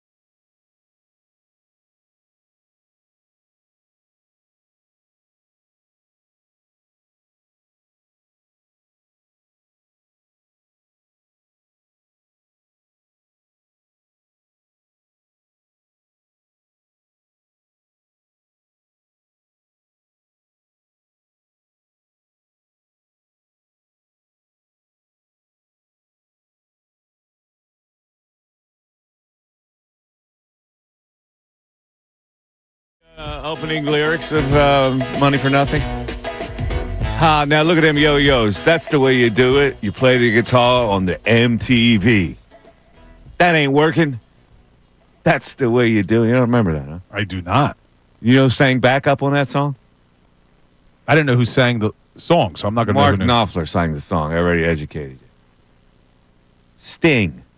Did he really? Yeah, the chorus is, we got to install microwave ovens, custom kitchen deliveries. We got to move these refrigerators. We got to move these color TVs. I did not know that Sting was on that song. All right, anyway. That's he enough of that. slammed it down. The chat is Slammed it down, done for the day. The chat. Yo, in my defense, The chat knows everything about that song, by the way. They're ripping you. All right, let me ask you now, since you were on the other side today. Yeah. You can see how I get distracted sometimes. The chat is nonstop. Have I been distracted once today, Ray? I think we've had 4 hours of Have I had the chat in front of me the whole time? Have I gotten distracted? There was one instance that I forget now what it was about. Really? Where we jumped into something the chat was saying. Hold on, but I'm not saying that you were distracted. What I'm saying is you can see how I could be. No, I can't. All right, somebody with... That's the point. I can't see how you would be distracted. Someone with undiagnosed ADD, which I definitely have. Well, how come it's undiagnosed? I don't know. I've never gotten it diagnosed. But you could see how I could be easily distracted by our YouTube I can see chat. how if you're diagnosed with ADD. I need a doctor's note for you? Yes. So you'll stop ridiculing me? I can't see. Oh, he definitely has ADD. I don't even think we need to send him to the Really? doctor. Yeah. I don't know this. Maybe he's just a stunad. What was that? I was counting the ceiling tiles in here. What'd you guys say? See, now you're making a bit out of it. You definitely do. Oh, there's no doubt. My wife would attest to it as well. There is no doubt This about has been undiagnosed. Yes. So when you were a kid, they didn't try to diagnose you? I've always had that issue. But I also think it helps most entrepreneurs, I feel like, have ADD because you can think about a million things at once. You're an entrepreneur? I was in my prior life. You gave it all up for this. It was well worth it, Mike. To be able to spend the last few months. How much with did you sell out for? It's all confidential. Because I saw your partner had an ad last night behind the plate. Yes. Yes. Yeah, they're everywhere, man.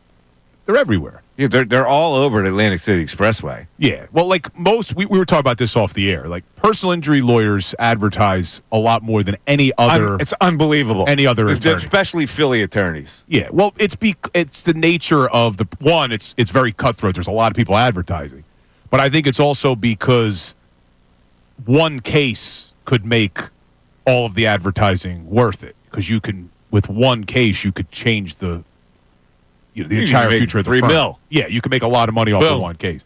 But the sad reality was, and this was part of the reason why I switched to this, as much as I loved helping people, bad things had to happen to people for you to have a good case. It's just it's the sad reality of being a personal injury lawyer. And you never wished bad things to happen, but that was how you would earn your living. And it gets depressing after a while. You see all of these bad things happening. Like we did nursing home abuse. And I had no desire to do personal injury.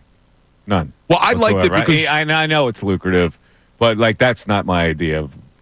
What I liked about it wasn't just the lucrative side of it. You did help everyday people, like people who had been wronged. Yeah, but in you some also way. screwed a lot of good people. You never screwed anybody. Yeah, you did. How? There's some screwing going on. Zero. I mean, I never sued anyone individually outside of a murderer. I sued one person individually. It was a guy who committed murder, and I sued him. Wait a minute. Let's hear this story. I think I've told this story before. A guy before. committed murder, and you sued him for what? Wrongful death. Very similar to how, like, O.J. Simpson got sued. Wrongful death suit. Yes. I didn't think you did wrongful death suits. I thought you were just doing. No, we did a lot of injury. We did a lot of wrongful death, but most of the time you're going after insurance companies, you're going after big corporations. This was an instance where I represented a family who wanted to get a judgment against the guy because he was going to jail for what they thought was a light sentence. And I mean, you didn't make any money off because it's just a judgment. So from that standpoint, you look at it like you're suing a big bad insurance company. They're evil anyway. Correct. Most of the majority of my cases were against companies. And However, corporations. there's also caps involved. In Jersey, and so people don't, in Jersey, there's no caps. Oh, in Jersey, there's no caps. In New Jersey, you don't have any cap. There's caps. It depends on the case, but look, it was nice helping people, but it does get tiresome that you're dealing with injuries and terrible things all the time. All right, let's get back to the Phillies. Let's bring it back to the Phillies. Bring it back. Bottom of the ninth, ladies and gentlemen. The Phillies are now down 6-5, and everybody's gone, I can't believe this bullpen, it blew it again. And we're going to call the Mike Missanelli show tomorrow and bitch and moan. However, they get rescued. Alec Boehm with a single versus Kyle Finnegan, who's now in the game for the lousy Washington Nationals bullpen. Stott walks. Kepler with a long fly out. Boehm gets the third base on a tag, And here comes Johan Rojas. Now the infield is in for the Nationals. 2-2. What a lead for Stott off second. Fly ball right field. It's not that deep. Cruz is in. He makes the catch. Bohm's coming home. Here's the throw to the plate on one hop. It gets by Ruiz. The Phillies have tied the game up. It's a 6-6 game. All right, so Rojas, 2 faux pas in the outfield, winds up with 2 hits and a sacrifice fly that ties the game. Yeah, and you talk about a guy had a lucky charm in his keister last night. Well, yeah, the sac fly really shouldn't have been. Yeah. Bohm should have been thrown out at the plate, and the game's over. Yes. But it was the tying run. Now, interestingly, hold on, because I know you love the strategy of baseball. Mm-hmm. Bohm gets on first. They couldn't pinch run for Bohm, even though they wanted to, because Sosa had already been used, and they had no one that could play third base. Correct. That's the only reason why Bohm is running the bases in that situation. Where's Cody Clemens when you need him? Exactly, right? If you still had Cody. And Dub's out of the game, too. And Dub's is out of the game. So strategically now you're stuck with Bohm running the bases. It was an interesting thing. I actually was thinking about you in that moment, like, oh, Mike loves this. Did I text you last night? I did. You texted me, and then you inadvertently texted another big baseball guy. I texted Jason Starr. What did I text you last night? All right, here's what I texted you. This was after the first ball went over Rojas' head. Here it was. I go, for Dub. Oh, yeah, that was first. Word of the day is overmatched. Yes. And then right after that, Mr. Defense, yo boy, stinks. Yeah, that was for Rojas. Yeah. So you see, Mike taxed me on Wilson and Rojas. You go terrible. You agree. And then Johan hits the sacrifice fly. That was the home run. Oh, the home run. Johan! With all kinds of exclamation points. And I go, you got to be kidding me. Yeah. And then I inadvertently texted, after the home run, I inadvertently texted Jason Stark saying, well, he'll probably look at that on the iPad now for the next 20 minutes. You see, I'd look at that as a Freudian slip by Mike Ray. Thinking he's texting Billy Baseball, and he goes to Hall of Famer Jason Stark. It's like one and the same, right? One and the same. No, I had been communicating with Jason Stark during the evening on station business, by the way. Our man Jason Stark. Yes, station business, because Jason had asked me a question. Gotcha. So we had a little text exchange going. You used to work with Jason, right? Jason and I were on the same Inquirer sports staff, along with Angelo Cataldi. And then the great Philly sports debate. Were you on that with him? Were you on TV with him too, or no? Yes, a great sports debate. Yes. There we go. That's correct. There we go. Speaking of the creation of Sports Talk Radio came from the Inquirer sports staff. So speaking of things you used to do, I think I said this before to you. I think we should do the Philly feud at this year's Fan Fest. I mean, the details of that are still being I would love to do that. We should do some sort of version of that. Yes. In fact, we did, I think, do some kind of a version of that. I think that would be fun. That's a good idea, Bill. Yeah. All right, we get to now the climactic part of this game. We already have the sacrifice fly that ties the game.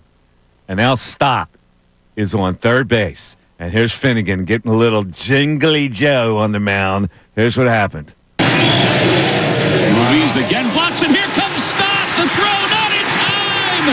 The Phillies win it. Bryson Stott scores the game winner on a wild pitch. They took 2 chances in the inning and both paid off. Yes. I love that. All right, so there you go.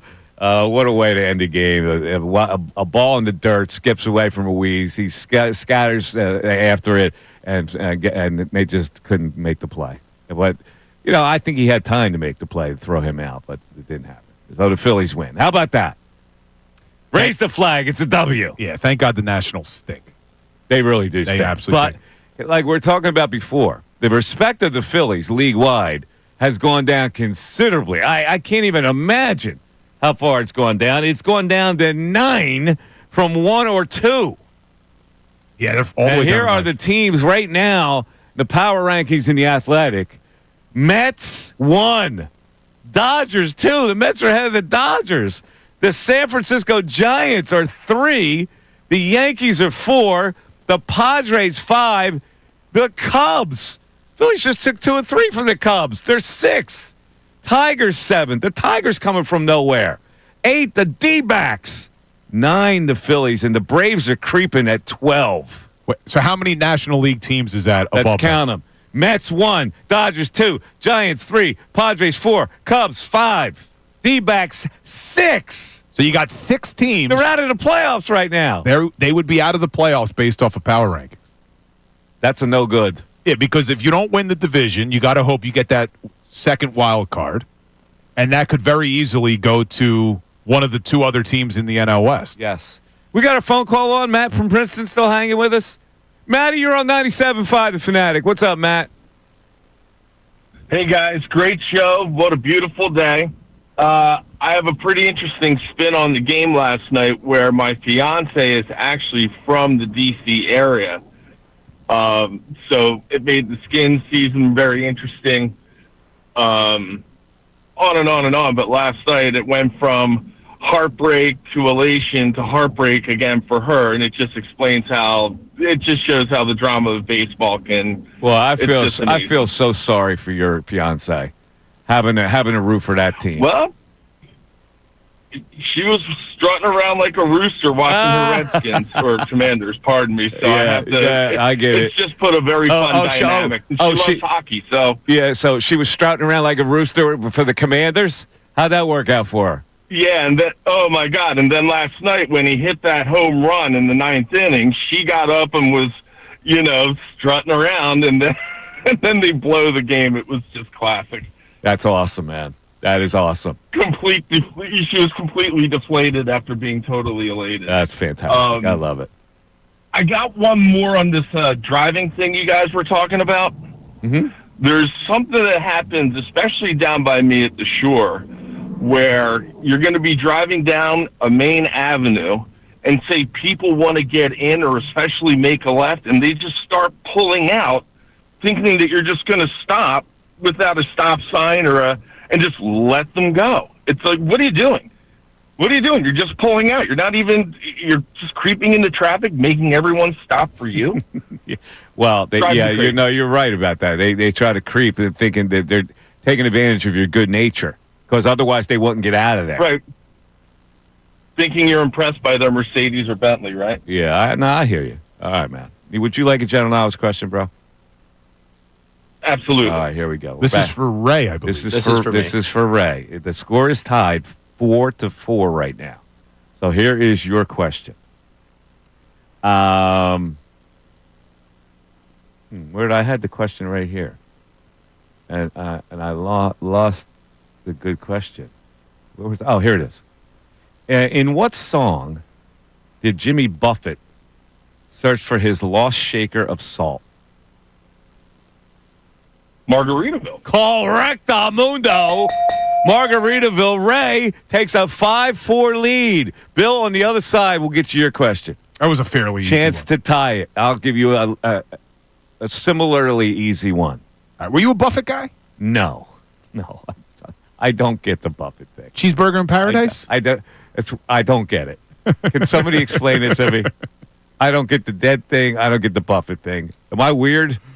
I don't get the fish thing. I don't get the cultish thing. Yeah, they're like cultish a little bit. 610-632-0975. We're back after this. Wednesday, April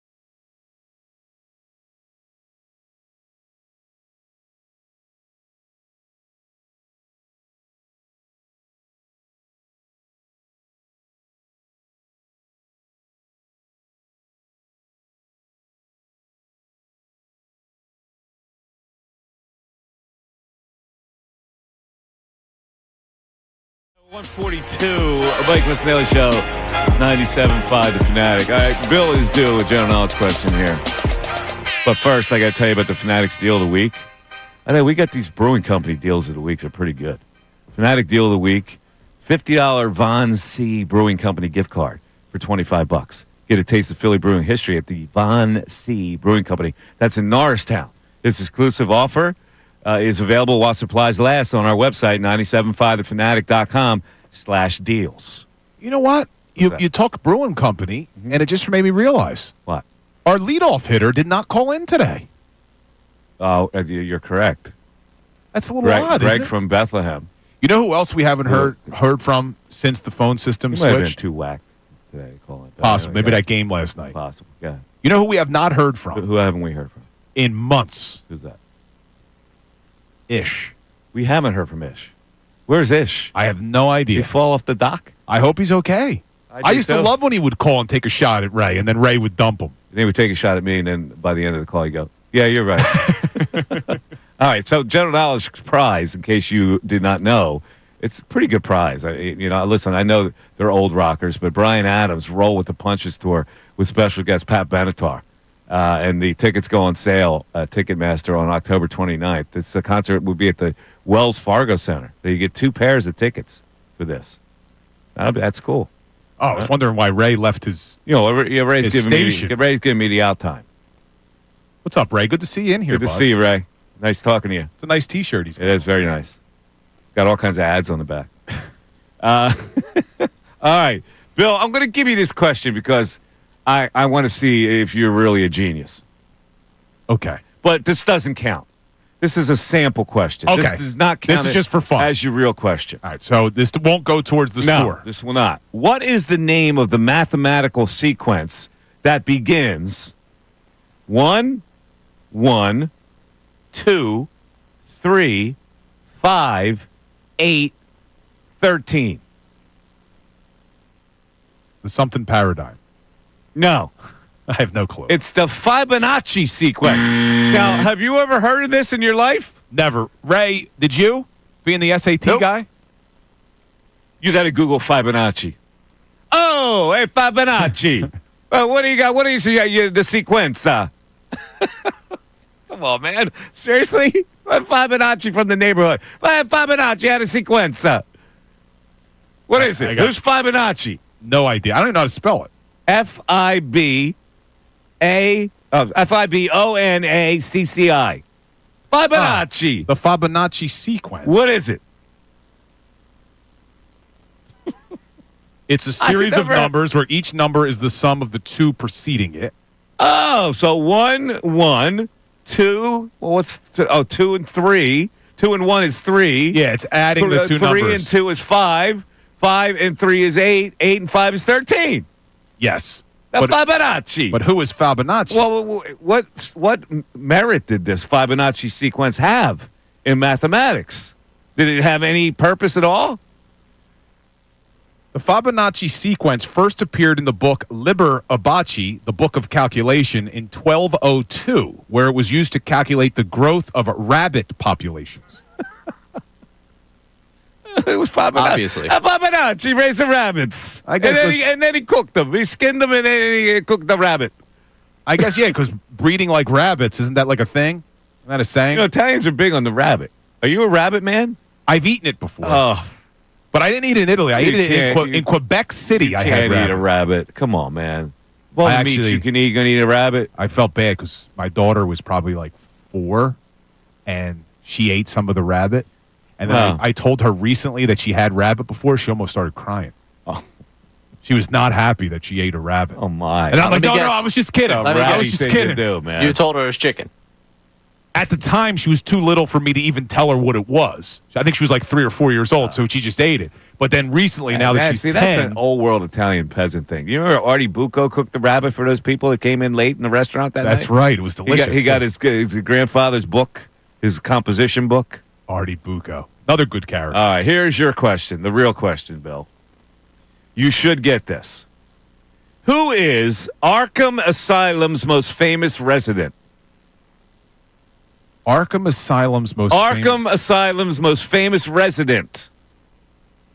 Oh, Bill. Is this? Oh, the chat board's going to be all over you. Hold on. Is this in real life or is this fictional? It's fictional. Arkham Asylum is fictional. I'm going to go with Hannibal Lecter. That's a good guess, but that would be incorrect. Oh, man. The Joker. Oh, okay. That makes more sense. Wait, what Batman was that in? I don't know because I don't follow the Batmans. I'm not a Batman man. Either am I. I don't know if that was in any of the movies. Right, you a Batman man? No. No? Nope. You seen any of them? I think I saw The Dark Knight at a friend's house when I was Are you serious? The Dark Knights are good, man. It's nothing against the movies. Have you listened to any of me talking about movies before? I'm not a superhero guy. I like the drama of them. I'm not the music and the cinematography and all that. I'm not a superhero guy. Like, I'm not that into the Marvels and all that stuff. But I will say Batman is the best superhero because he's the only one that doesn't have a superpower. Batman does not have a superpower. He is a human being who's just unbelievable. A bat. Well, he's not a bat. Well, can he fly? No. No, he can't fly. He can't. Wow. He's got wings. He has no superpower. He floats with the wings. Oh, see? Well, yeah, floating. That's but more than a common I guess man. his superpower is that he's rich. Like Bruce Wayne just has a ton of money, so they're able to put this money into this technology so he could do different things. But that's what's the coolest thing about Batman. No superpower. Well, he's just badass, man. And he can float. He's got a real cool car. Rich and float, two things I can't do. And he's got Kim Basinger as well. You're going back to the original. The original is That's the Michael Keaton. I like the original. No, was Michael Keaton the original? Yeah. Oh, that's right. He was with Kim Basinger, wasn't he? Yeah, he was the one with Kim Basinger. You had, if you wanted to go Val Kilmer, he had Nicole Kidman. Oh, that's not bad either. And now the recent one is the woman that used to be married to Tom Cruise. Katie Holmes? Katie Holmes was in one in Batman Begins, I think. You a Katie Holmesman? She's a good actress. So you don't find her attractive? No, she's attractive too. But yeah, she's a good actress. And then I don't think she's a very good actress. And but I then think Jake she's attractive more than Gyllenhaal's she's an actress. Jake Gyllenhaal's sister, I'm forgetting her first name. She was in also Maggie. Maggie Gyllenhaal was in one of the Dark Knights. Did you see her in that movie with James Spader, the secretary? I know what movie you're talking about. I never saw it. I never saw that movie. Oof, Ray. Good oof, bad oof. Don't watch that with a girl. I'm thinking bad oof, he's saying? I don't know. Bad oof. Secretary. It's demented. All right. Does Ray win at 5-4? Or are you going to go speed round? All right. So what? Bill, I'll give you a chance. What? Did you just get? I just got it wrong. You got it wrong. Hey, give him another chance to tie it up. Another chance to tie it up? All right. I'll give you a song one, right? This is your land. By the way, you've been doing yeoman work on this, chasing down the songs. Now, where's that saying come from? Yeoman? Yeah. A yeoman is a naval term, I think. All right. Hold on a second. Let me get it. All right. Here we go. We built this city. Oh, we built this We city built on this rock city on and rock and roll. Built this city. I know the song. I know it's not the right answer. Men at Work. That's incorrect, but I'll give you one more chance. All right, Ray, dig this one up. The Power of Love. Oh. The Power of Love. Yeah. There we go. It's The Power of Love. Hold on. We're going to play it. Huey Lewis in the News. Correct. Play a little Power of Love. Come on, Ray. That's the power of love. Let's get a little Power of Love. This is a rocker by Huey Lewis. You a Louis Lewis man? I like his songs. You do? You don't like Billy Joel. You like Huey Lewis. Wow. I didn't say I didn't like Billy There we Joel. go, I said here we he's go. overrated. Here we go.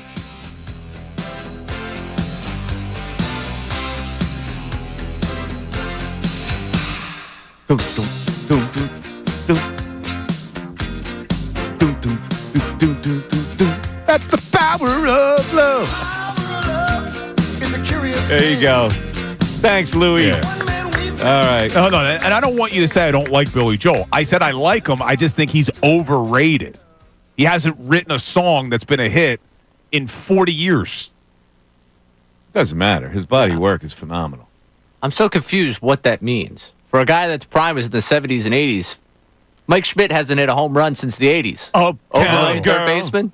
I also think I think he's good, Ray. I just don't think she's got a way about her. The Billy Joel don't know what it is. Come on, man. Are a little over the top with how great he is. Like, would you? Okay, so start giving me people you take over him. Over Billy Joel? Yeah. I would put Elton John above Billy Joel. I would too. Yeah. I know they kind of go hand in hand. Yeah. Same era. Yeah. But I would put Elton Billy John. Joel has a tremendous body of work as far as hits go.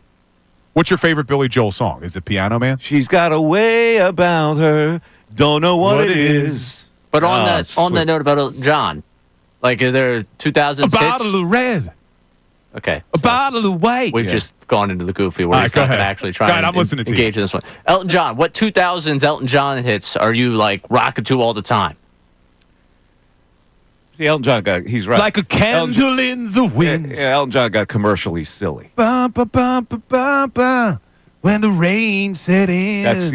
That's a mellow. Well, he actually wrote that for Marilyn Monroe, and then he changed it for Princess Diana. So that song came out 1973?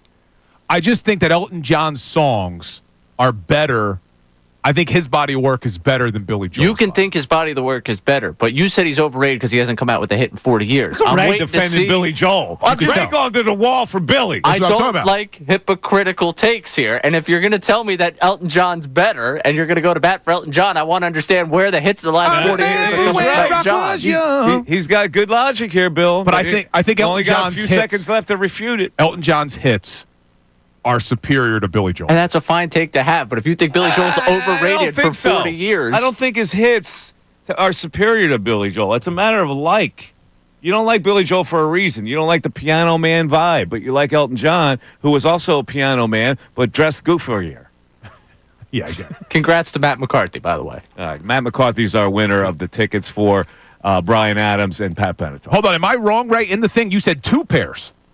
2 pairs is correct. 2, yes. So he's getting 2 pairs of tickets. Congratulations to him. And thanks, everybody, for listening. Again, tomorrow we will debut, hopefully, our new telephone system. Be there for that. It's the Mike Missanelli Show. Have a great rest of the night. We'll talk to you tomorrow.